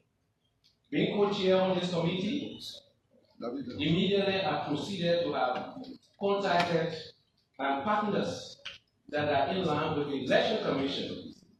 We invited the UNDP, we invited the EU, We invited the Swedish embassy, the Irish embassy, and other donor partners to this process. And put them, I want to make it clear to, I'm not an expert in these areas, but logic will provide that when somebody speaks, you can draw out. And everything that have been spoken by these panels and by these representatives, it just gives a logical authentication of what was said to us in that meeting. And no one needed to go anywhere here because from the presentations, logics have been drawn that this process is not just feasible, that this process will not make it in time, that this process, though our earlier process that we're trying to migrate from the OMR era, that is obsolete, but yet it is viable at this time instead of going to the new process where we do not know the outcome and the outcome has not been ascertained. And he said, and these institutions said to us that number one, there is no legal framework in this biometric process. There have been no legal framework that NEC has put into place. And NEC is here, never going into that. The other one, they talk about timing, and pacing. And the ECC board said it should have started. But now here we are. Almost 1 year to go to election. The timing, the pacing, the preparations, and all of these things, this expert told us that it was not feasible. Another one that was stated, and I'm speaking again because I earlier stated it, and I wanted to say in the presence of these institutional heads that are here, that voter education is key to the biometric process. Because it's a new process, it's something that has not been tested. This is the first time that Liberia is going into it. And if the timing is not proper, how will voter education be carried out? Another factor that was also brought forward was capacity building of election workers through this biometric process. Accessibility of roads to towns and villages in Liberia.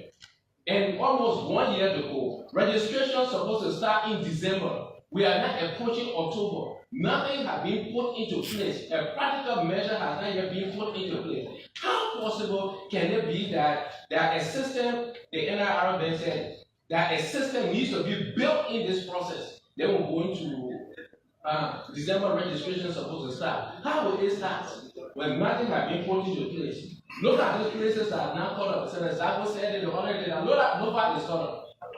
Look at the roads. How can this be possible in this period of time? You see? And so they are here with what we have gathered. And if you ask me from my perspective, I would say that let us go back to the obsolete process in order to save us than to go into a new process where nothing absolutely has been put into place. Because the paperwork that has supposed to be completed ever since is not existing. And PVCC is going through and through with the Election Commission on this process. But I must commend them for that, for coming and making us to understand some of the processes. So it's up to them to see how they can piggyback in the process and comment on my statement. Thank you, sir. Senator Kane.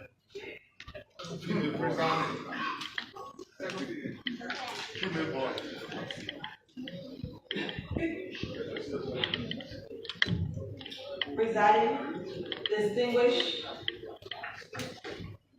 to the NRR boss,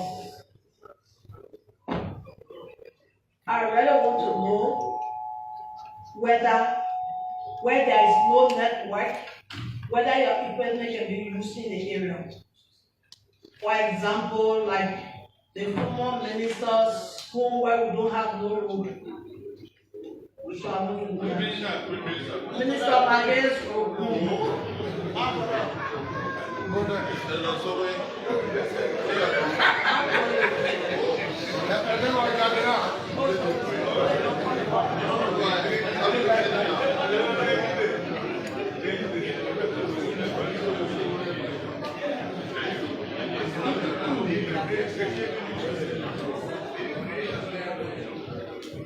the chair,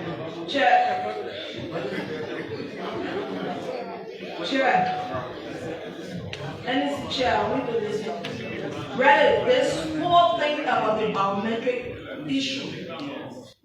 I want to know whether it's because of the double registration people want to have the biometric, because biometric should be biometric. And you are saying after the biometric you will be having a manual.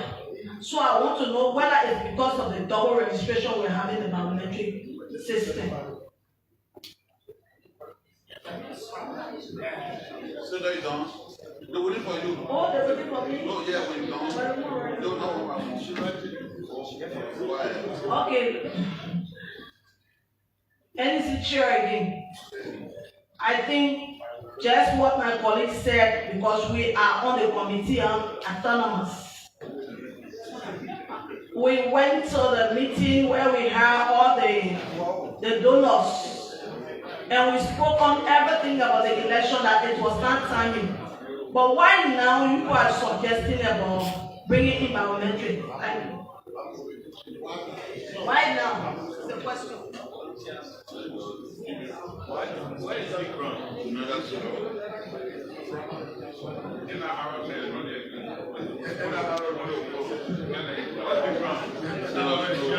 Sorry. Go back.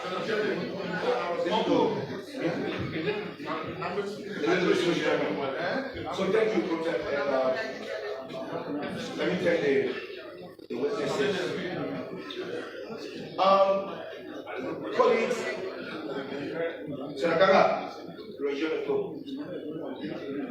colleagues, I am confused about this company that's supposed to be the winner of these processes called Iken.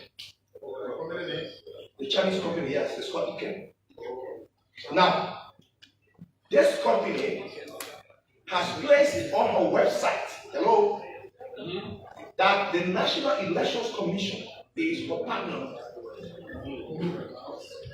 When Front Page Africa lifted the story, they immediately removed the name of NEC from their website.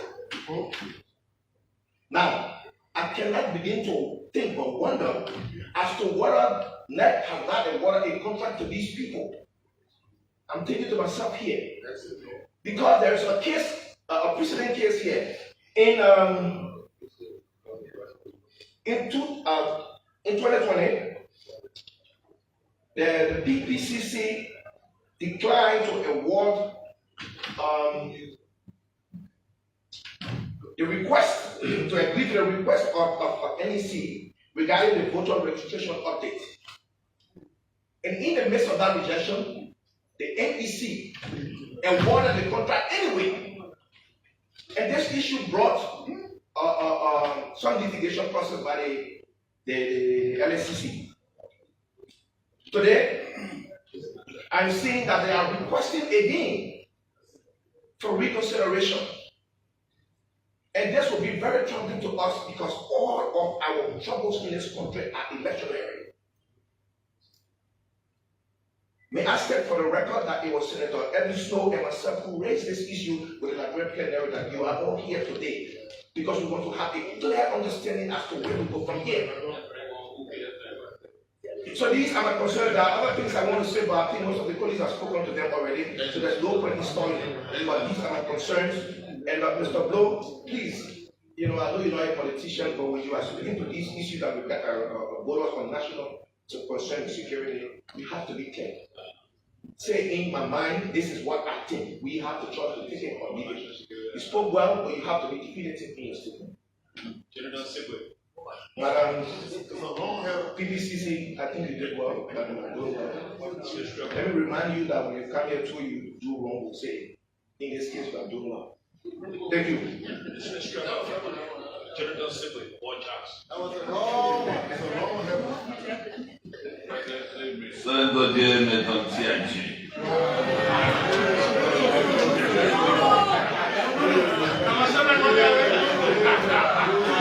I don't want to say, I told you. I'll be in Taiwan. No, thank you, my Presiding, for the first time since I've been in this Senate, perhaps I might have to almost go on my knees to plead with all of us to save this country. The unnecessary resources that we are talking about are being expended unnecessarily. And my attention here is actually directed at the NIRO bus. Presiding, the late Mamburu Nyepan said clearly, and I think today now is a national praise. If the car is not giving trouble, why do you want to go and repair it? We already have a system in place that is working perfectly, not partially, perfectly. And we've been using it for 5 years. Throughout the country, every capital has an NIR office. Not only that, they are registering people who are even below 18 years old. And presiding, we want to turn our back on that system and go commit $11 million. But let me tell you, and I'm not going to call the name, a friend from an embassy, and I want to be clear, I'm not calling it from an embassy. He says, Milton, your country has a lot of money to waste. Why do you want to do another arrangement when you already have the arrangement in place?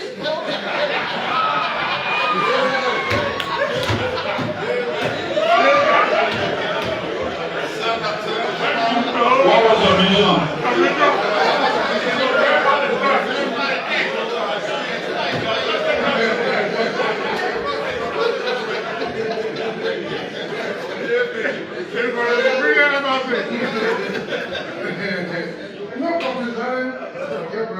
No, I always, over the last 2 months, try to acknowledge the work you are doing here. This time I'm proud of my colleagues because we did what I was supposed to make sure that things are done slightly differently, but in the interest of the country.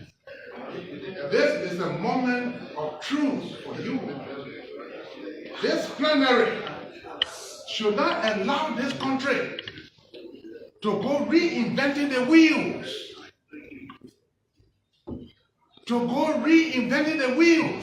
And Senator October, who is the chairman of the committee that oversees NEC, we received a budget for $90 million. And 30 plus million of that 90 million was to go biometric. And I recall very well raising the issue. Why do you want to go and do new biometric when we already have a national entity that is doing biometric credibly, efficiently, competently, and accurately? Why do you want to leave that? Credibly, efficiently, and accurately. Presenting most of my colleagues and the Shermans and the Carpets and the Chie, they already touched on the issue. So I cannot over-dramatize it, but I'm pleading with you. I beg you. Let us make a determination not to go wasting close to $20 billion on getting a new biometric company from China. You already have a system in place that's working. Let's inherit what we have. And nobody should get me wrong. The Elections Commission, the director myself, will go way back. She's under a lot of pressure to conduct the election with peace, with credibility, so that the integrity of her work is not brought to question, and I must acknowledge that. But all the decisions are not in her hands alone. That's why we are here for, to help her. But if we abandon the system we have in place to go wasting millions of dollars, the international community will not take us serious. They will not take us serious. So for me, I'm on my knees, begging you and begging everybody else, including Sir Joseph, because he's the chairman executive. Let us not abandon what we have because it's working well. Let's leave the Chinese company business. Let them go do other things. Let's use our system that we have in place. Thank you very much.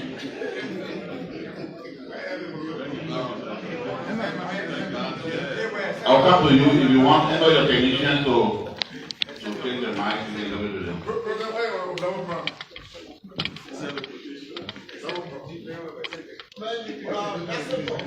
Honorable Presiding, Honorable Presiding, may I make a recommendation, please? Sir? Honorable Presiding, may I make a recommendation? Yeah. Would you please allow me to go first, and then the technicians can? Thank you, sir. I will speak to the question of what are the benefits of biometric versus OMR. The OMR system is a manual system where you use forms to capture data from the voter, and then the data is shaped in those forms. The OMR, that's the optical mark recognition, is subject to more errors, not only capturing the data, but also reading the data and transmitting it or uploading it to our server. The OMR is prone to multiple registrations and many duplicates, meaning that one person comes to register, that person moves and goes somewhere else and register. So you have, of that one person, you have several different registrations and registration cards. We say the biometric voter registration, being an electronic way to capture the data, is the better way to go because it is more accurate in capturing the data, and that data is text as well as the photograph of the registrant. Again, I would say that that's the best way to go. Not only that OMR is obsolete, but biometric voter registration is the system now used by election management bodies to ensure that the voter roll is more accurate than the use of OMR. The issue of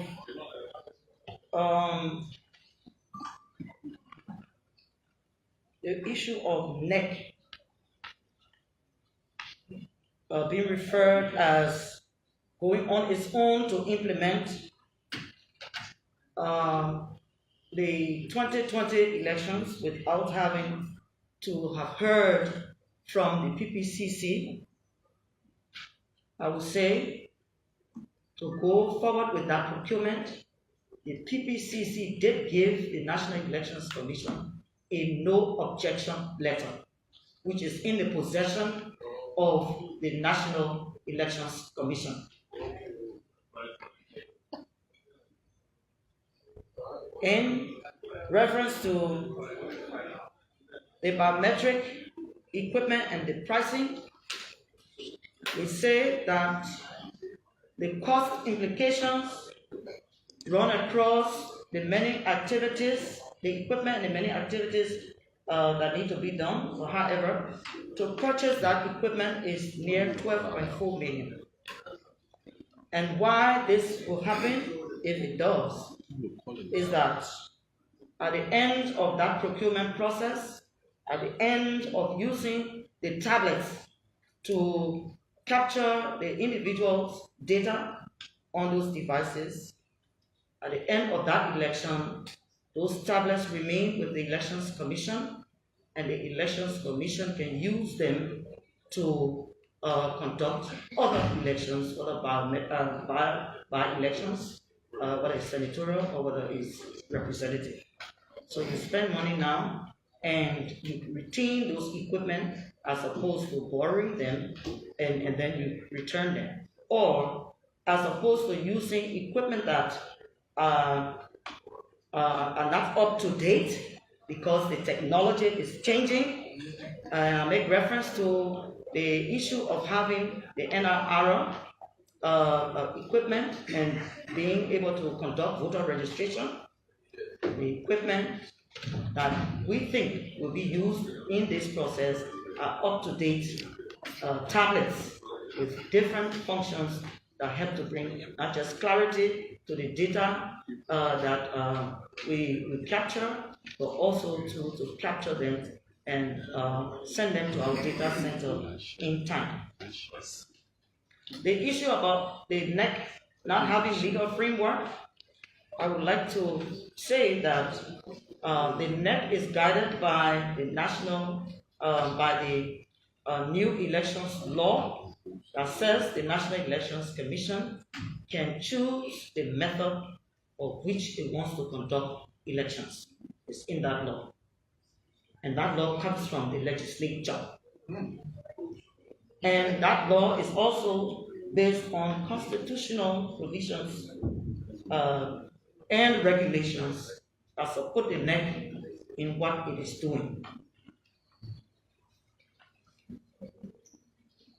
The issue of network. We said earlier that to capture the data on the fingerprinter, and we want to do 2 fingers, do your facial.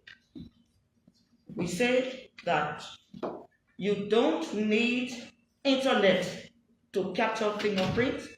When you go to the airport, no internet is in that machine for you to put your fingers on it for it to be captured. You put your fingers on it and it refers to your fingerprints that are in the system.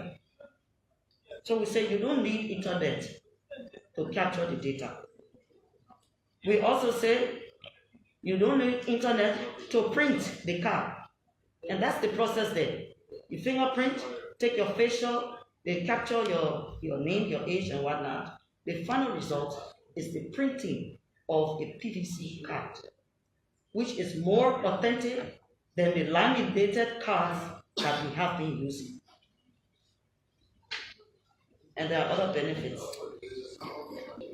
The issue about the vendor, as explained or expressed by the Honorable, having to put on its website the NEC's logo and the references that the Honorable made, this commission says it had no doing or no business in that. In other words, the commission did not tell any vendor to upload his logo, which is already on the NEC website and it's almost like everywhere. And probably if we were to ask the vendor, those of us who have the assertion, we should probably ask the vendor how they acquired the logo and why they put it on their website. But the commission says it had nothing to do with that. Then I would say, sorry, let me drink some water.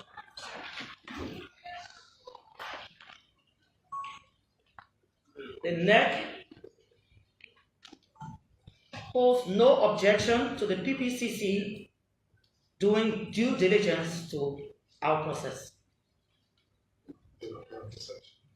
This is the proper way that this process is being conducted, which resulted to question and answer, clarity, and what have you. At the end of the day, it's not the NEC that makes that decision. It's the PPCC. And all the PPCC probably may need to do is to say, we object. And you must do the process in the way that we say. That means that it's the PPCC now directing the National Elections Commission. So, I'm saying, and please, Honorable Presiding, please allow me to expound a little bit on this re-evaluate and re-demonstration. A process was conducted. Several vendors presented their wares. If you are in a competitive bidding process, you have to shortlist as you are going along. Maybe that's not the appropriate word, but I use it anyway.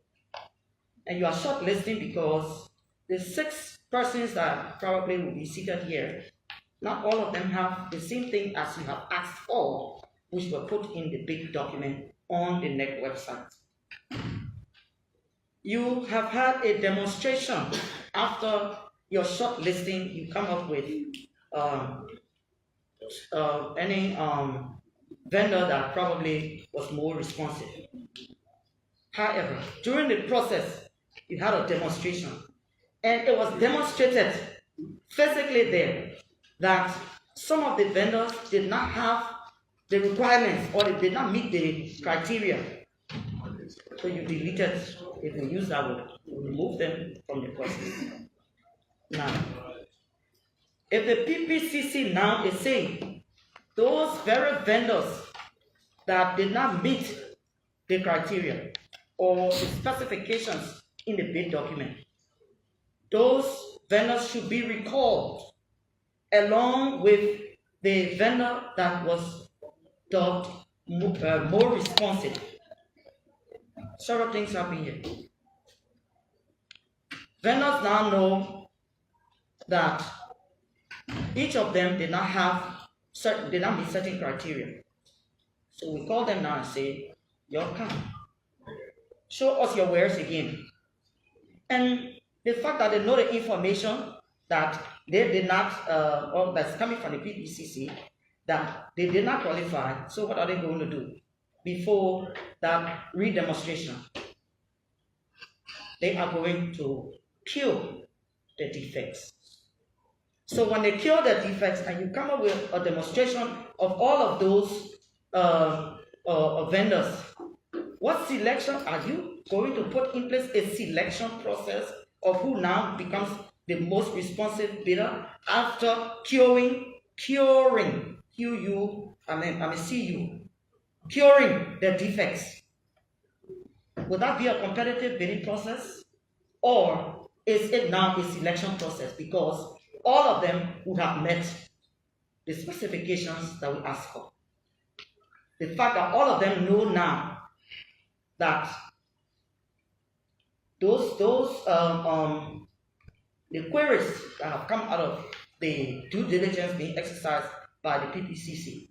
So if I was supposed to bring a shirt, or if I was supposed to print on the spot during the demonstration and did not print, or printed and it looks very dull, what am I going to do? I'm going to perfect or bring in a printer that will print and it will be clear. So then I personally, meaning that the commission now has a problem.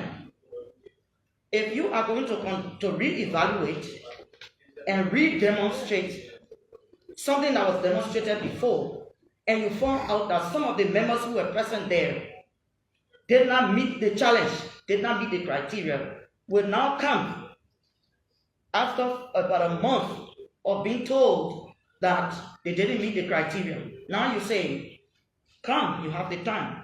I have asked that you come to show us what you have. So then they go and perfect. And those are some of the critical things that we ask the PPCC in the letter that we sent to them. We say we don't have problem with what the PPCC is suggesting, but we ask these questions for clarity. So is it going to be the most responsive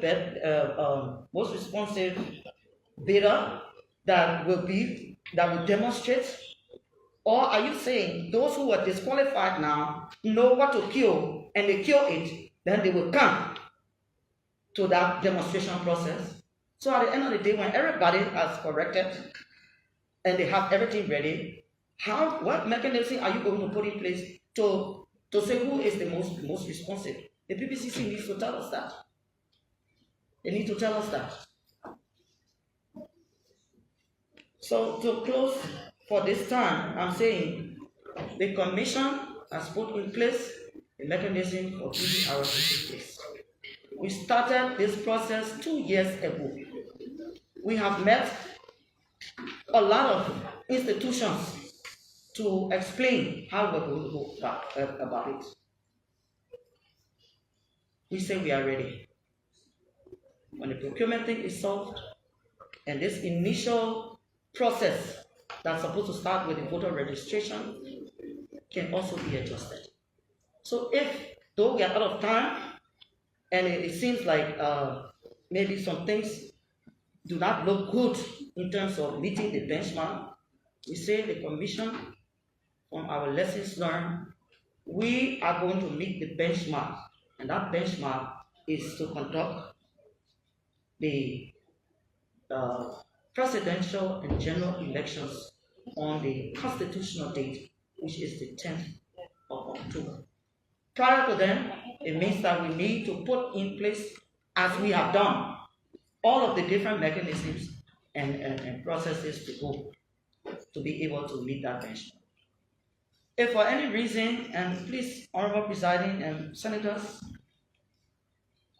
if my expert opinion can be allowed, and I seek your indulgence to allow me to say this.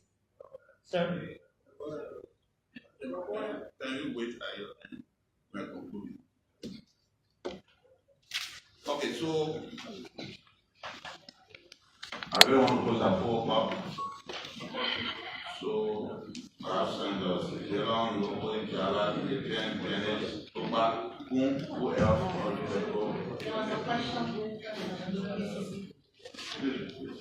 Hello.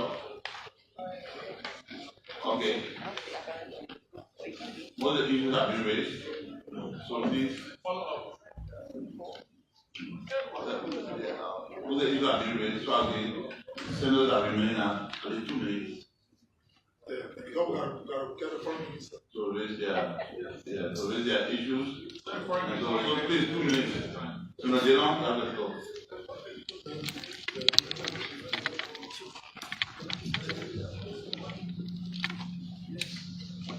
Well, thank you. All the issues have been raised. I'd like to ask the MPC boss some questions that may come across as very naive, funny. She can choose to respond or not. But I'm sure after all the laughter, if there will be any, when we all go home, somebody will reflect on these questions.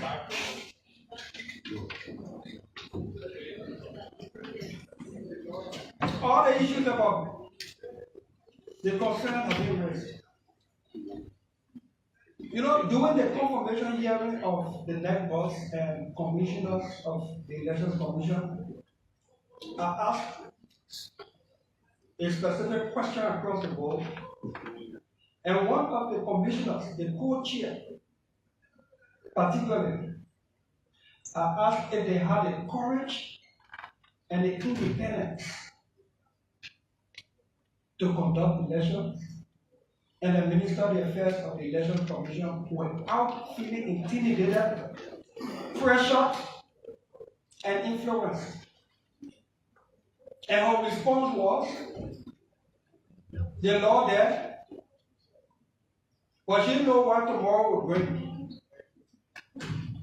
The video is available to prove this fact. And the fact that she said that, I voted against her. But this body majority voted to confirm her. Let me ask my question. Madam Chair, are you scared? Do you feel intimidated? Are you pressured? My personal view, you almost Nelson settled. Like something is pressuring you, something is driving you, and you are not settled. That's my view. So my first question, are you scared? Are you intimidated? Are you being aroused? Are you pressured to do the things or some of the things you do or the way you do it? and I can be specific if the need be, if you answer. Do you feel threatened? My last question. Do you realize, you meaning your commission, the election commission, and all institutions related thereto, do you realize that the peace and stability of this country hinge upon the conduct of credible election? Do you realize that? Lastly, how does the conduct of census impact the decision for the election? The census to be conducted beginning next month, thereabout, and to end by December. There will be result. How does the result of the census tie in with the activities of the election? Do we have time?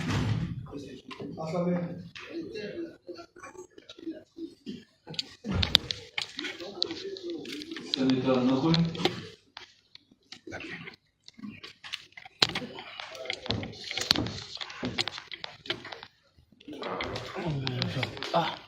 Please excuse me.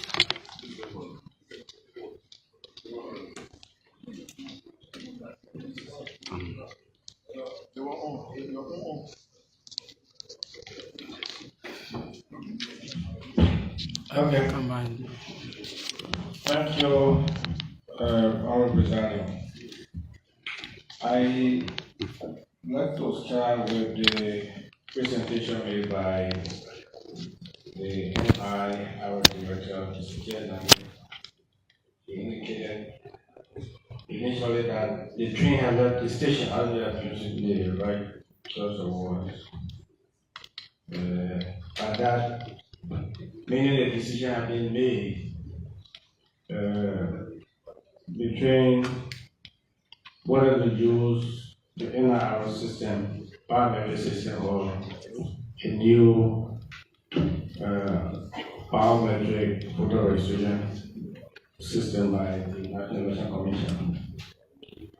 And I tend to agree with him because we had a similar conversation here, where he probably advised us that it was going to be less expensive, cost effective for us to use the system they already have that has been tested, rather than introducing another biometric voter registration system on the neck. And as a country, as leaders of this country, we consciously made the decision to go with it. How did we make that decision? To the budget process, after Mr. Number advised us that their system was going to be less expensive, we agreed to go with NEC. We agreed as national leaders that we were going with NEC. So that decision has been made.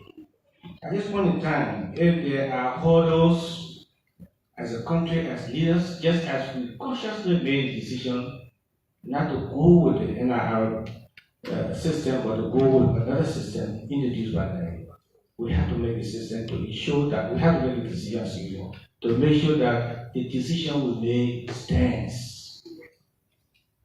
That's the decision we consciously made. We appropriated money for it, meaning we were ready for it. And we should have been aware that this was going to be the first time for us to use a biometric voter registration system. There were going to be hurdles. We should have been prepared. We should have known that there would be problems, and we should be prepared to handle those problems. When we are confronted with those problems, we cannot say let's revert to the old system.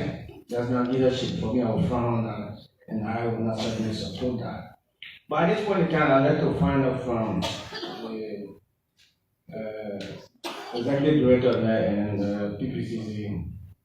I'd like to know. It appears from what we see, there's a dialogue here. PPCC is insisting that the process, the evaluation process, they have made their evaluation standard. And as such, they should go and review or maybe redo. And that is saying that we did the right thing, we did it the right way. So I mean, we had a dialogue. PPC is saying you didn't do it the right way, in other words, and then they say no, we did it the right way. So how do we make progress in the interest of the country? And that's where one of the questions, or the last question the Lord asked, about the peace and security of this country being dependent on a credible, free and fair election. As national leaders, how do we make progress from this point? I'd like to find out from the chairperson of the National Election Commission, how can we address this statement? Because the PPC is saying, your evaluation, your process didn't meet our standard, and you are still insisting we met your standard. How do we address it?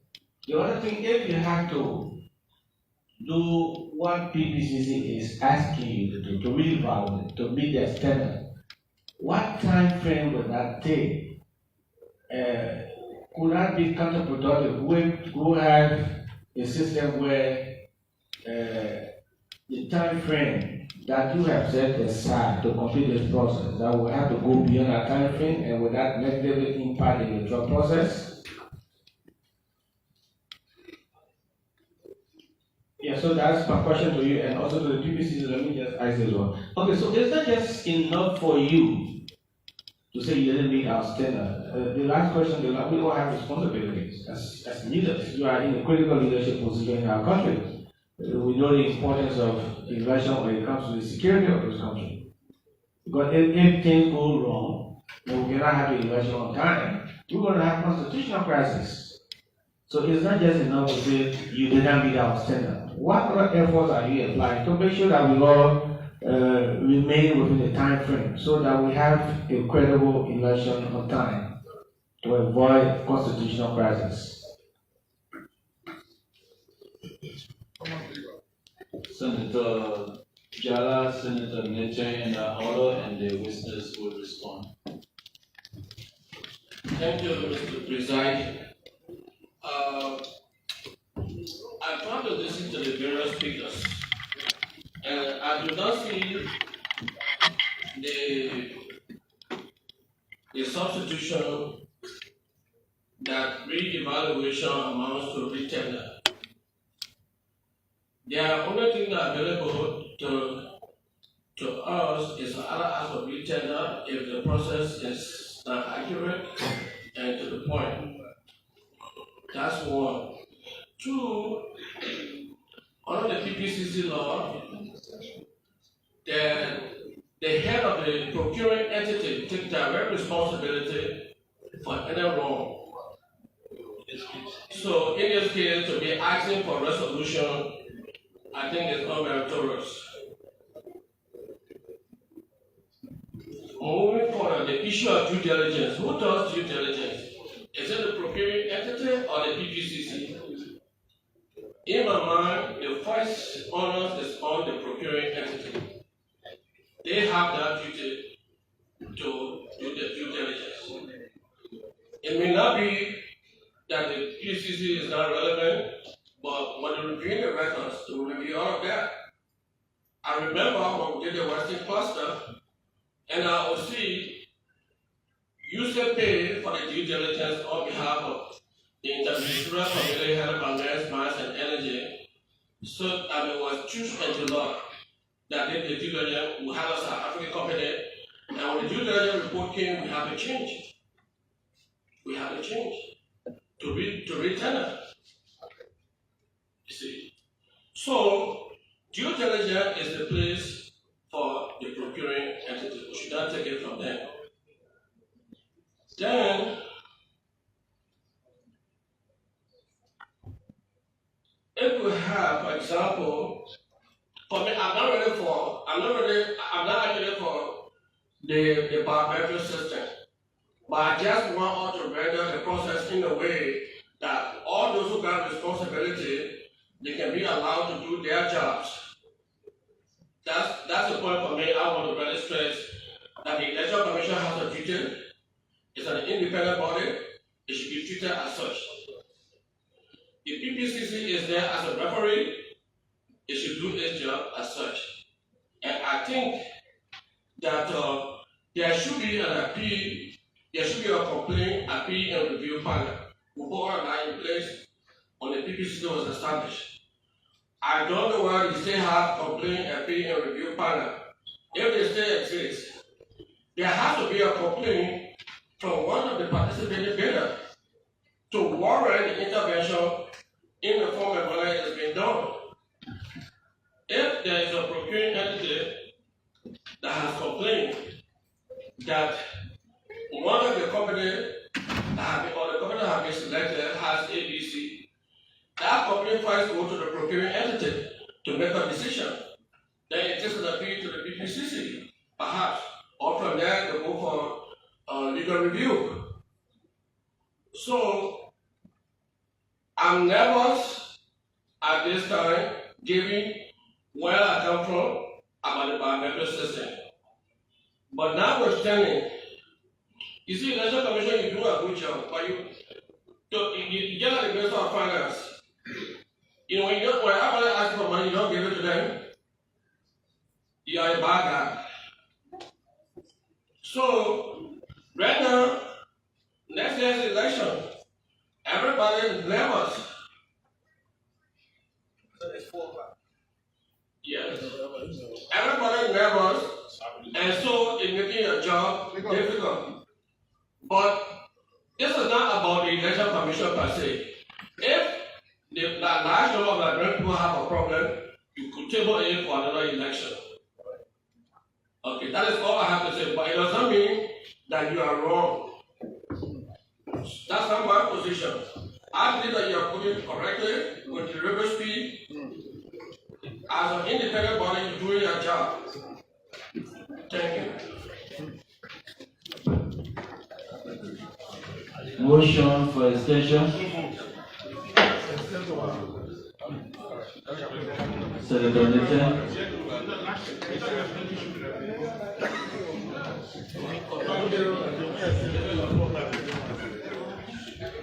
Thank you, Presiding. I have several concerns, but I would have to sacrifice some of the concerns because my old back is kind of tired. There is an act creating the NIR, and I want the head of NIR to just educate me a little bit.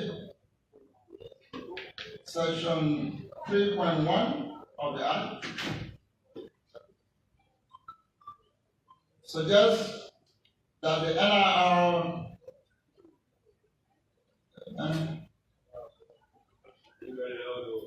no, I got it over this phone here. The people are like calling too much. The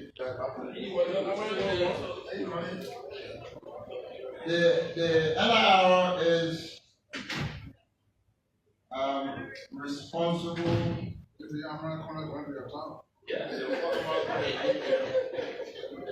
The NIR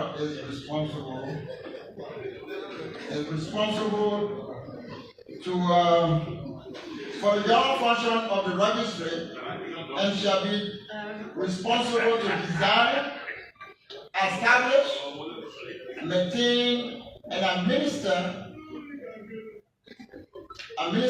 implement the National Biometric Identification System of the Republic. I want you to just explain that for me.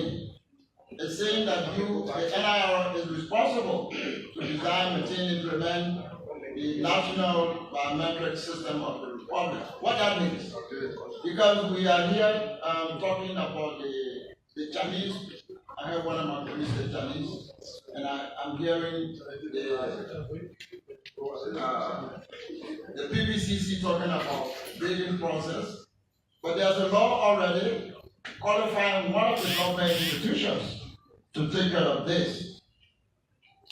And the same NIR chief, when you were talking, you spoke, I'm sure I hope I didn't misunderstand you.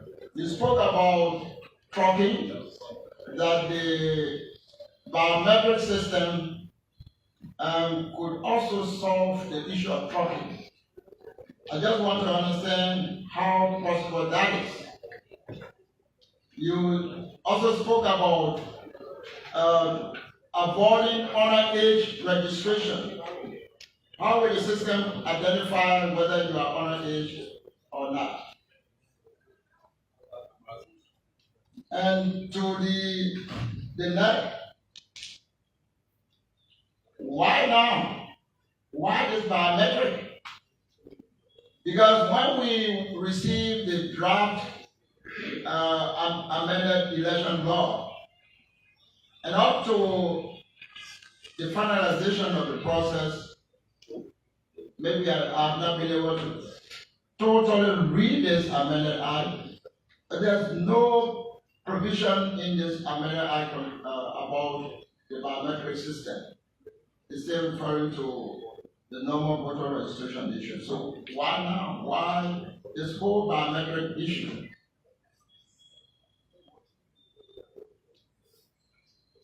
Now, listening to the stories from the PPCC, the ECC, do you think, honestly, that the BBR is possible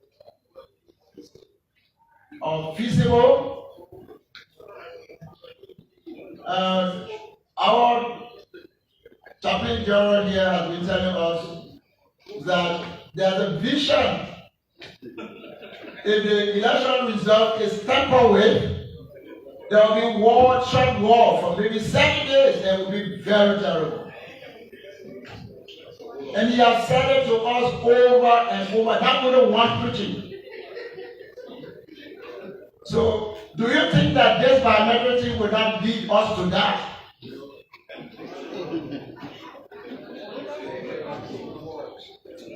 So I just want you to really be honest with us. If we don't have time, it's good because we got to be more than that. We are 175 years old. Countries that are far less than us, they are implementing, they are going scientific, and we are backward. But let us be honest, let us be sincere. Are we prepared? Are we not going to go and say to the pastor tomorrow that your vision was correct? So I made that I was survived. Because the 14-year-old 40, I didn't go anywhere, and no bullet into me, so I said, maybe I'm talking to you. So I just want you to say to us, with all of the stories told by the PPCC, the ECC, whether this biometric thing is feasible, and then why are you coming up and very serious about it now? Why? And then the NIR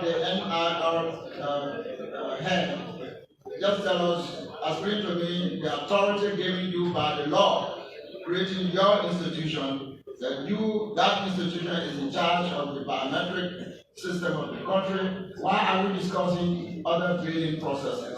Are we prepared to violate the law, or are you suggesting an amendment to the law? I will read the oral presentation.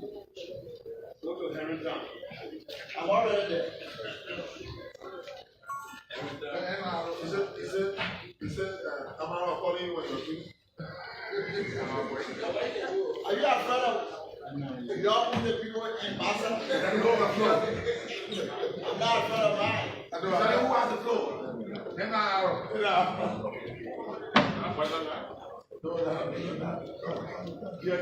So the witness will respond to a few of the police that spoke. Please, we want you to go directly to the point.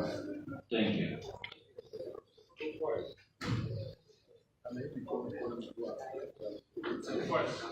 Who is fighting?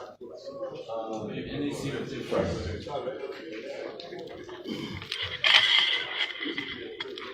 Honorable Presiding Senators,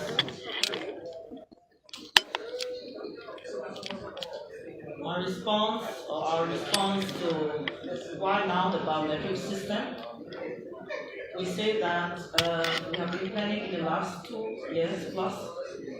A decision was made to do biometric because of the enormous benefits that come with using the process.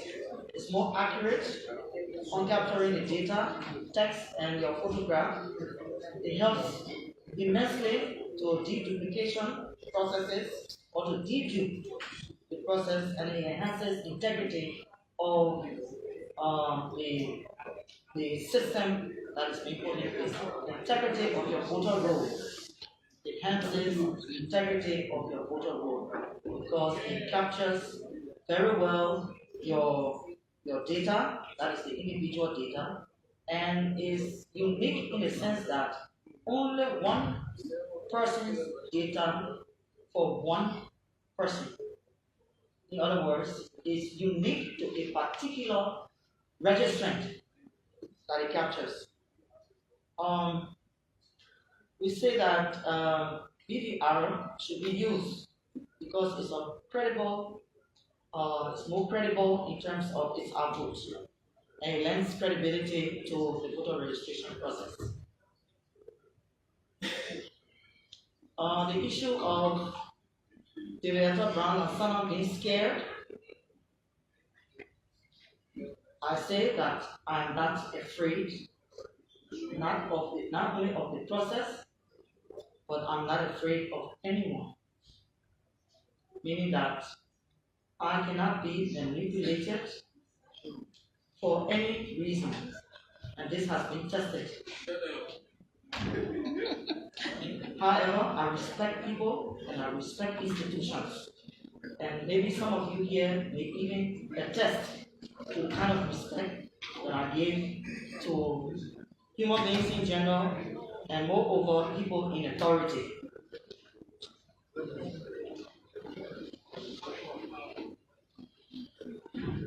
The issue of the conduct of census and how it will impact the commission. We say that the census, though very late, will not affect the voter registration because we are currently working with districts using the geomapping data to establish registration centers, meaning that an assessment is ongoing to know where our registrations are, whether in fact we might be able to increase them, and what have you, so that the commission awaits the report of that assessment. First, I can follow up on our census. Where your permission? So they learn level and let's see how it goes, please. On our census? Take notes. If I remember, sir, I may not be putting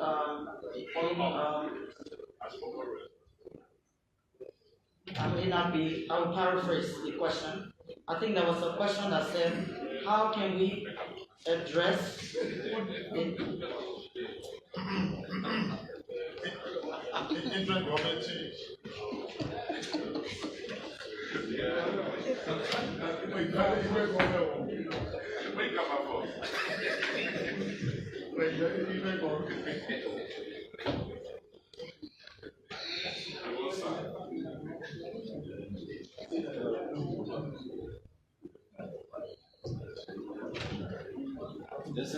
Honorable Presiding, may I continue?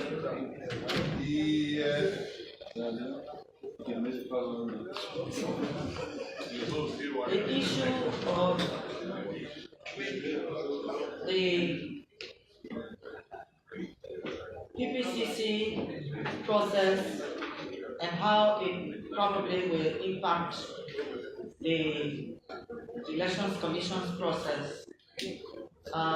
We initially had scheduled that by the 30th of September, we would have been able to issue contract to whoever vendor the PPCC probably would have given us a no objection letter for.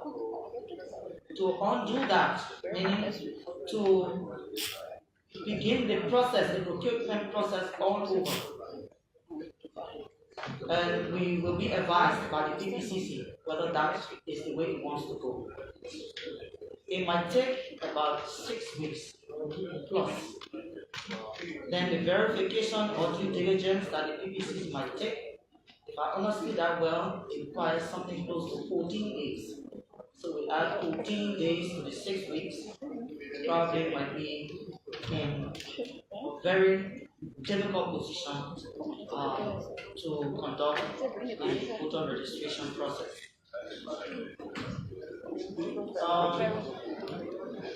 But notwithstanding, it's going to be instructed by the PPCC after it shall have done its response to the commission.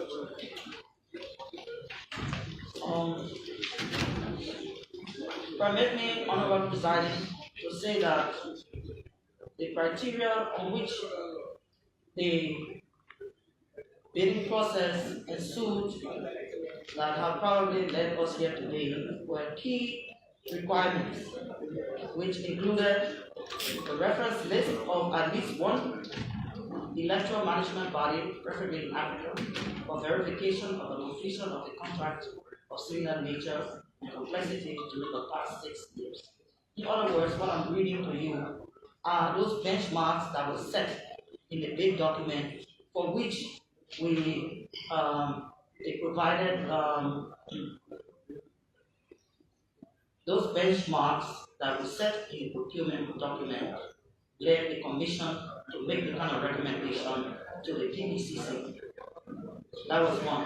We said between 5 to 10 years of professional experience in biometric voter registration and elections management systems in at least 2 countries in sub-Saharan Africa. 3, complete sample kits of the biometric voter registration equipment and software according to the requirements in the bid document. And lastly, experience in the design and production of biometric data capturing devices. These were the requirements that were sent, that were embedded in our bid document and used to make the selection of the vendor during our processes. Finally, I would say that on the issue of whether the census affects the commission, we say that the census will not affect the voter registration. We are using geomapping data along with the dishes to arrive at where we are placing our voter registration centers. We have a note that a final decision from the legislature which will bring about a threshold and that we may be able to use the census data. In other words, it's the legislature that eventually says what threshold that will be used so that the census data may be used by the commission. On this note, I say thank you.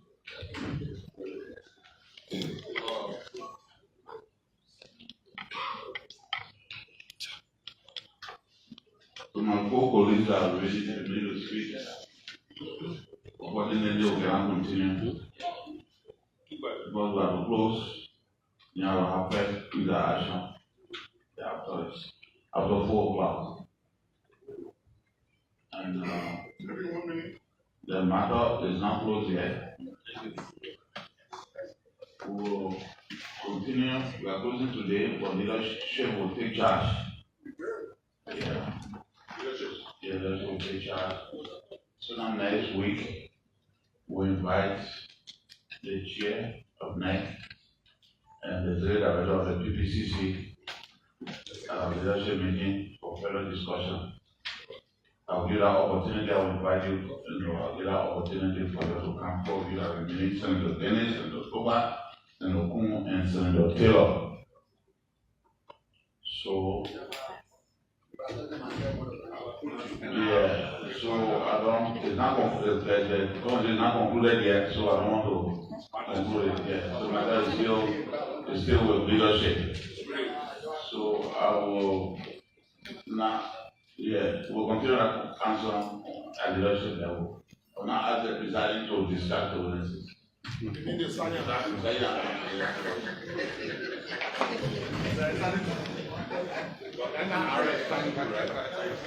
We will decide. All the board need to come back. Yeah, all the need to come back. Leadership speaking. That one man show the commission not involved in the process. It's dangerous to put them. There's 7 commissioners over there.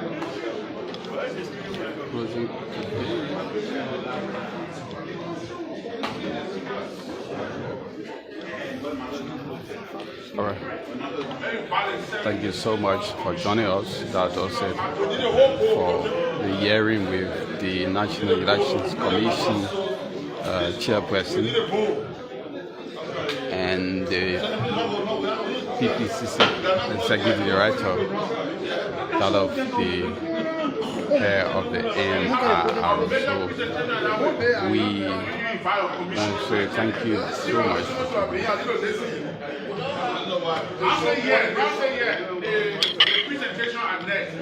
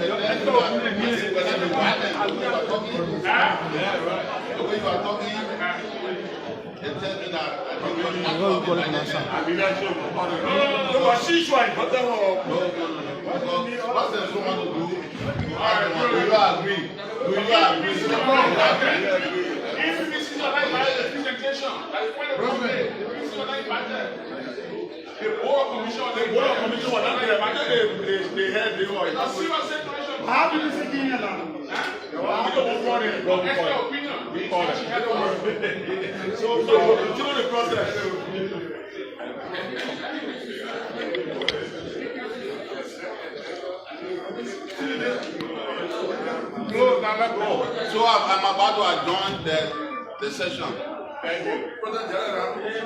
I'm about to answer that, John.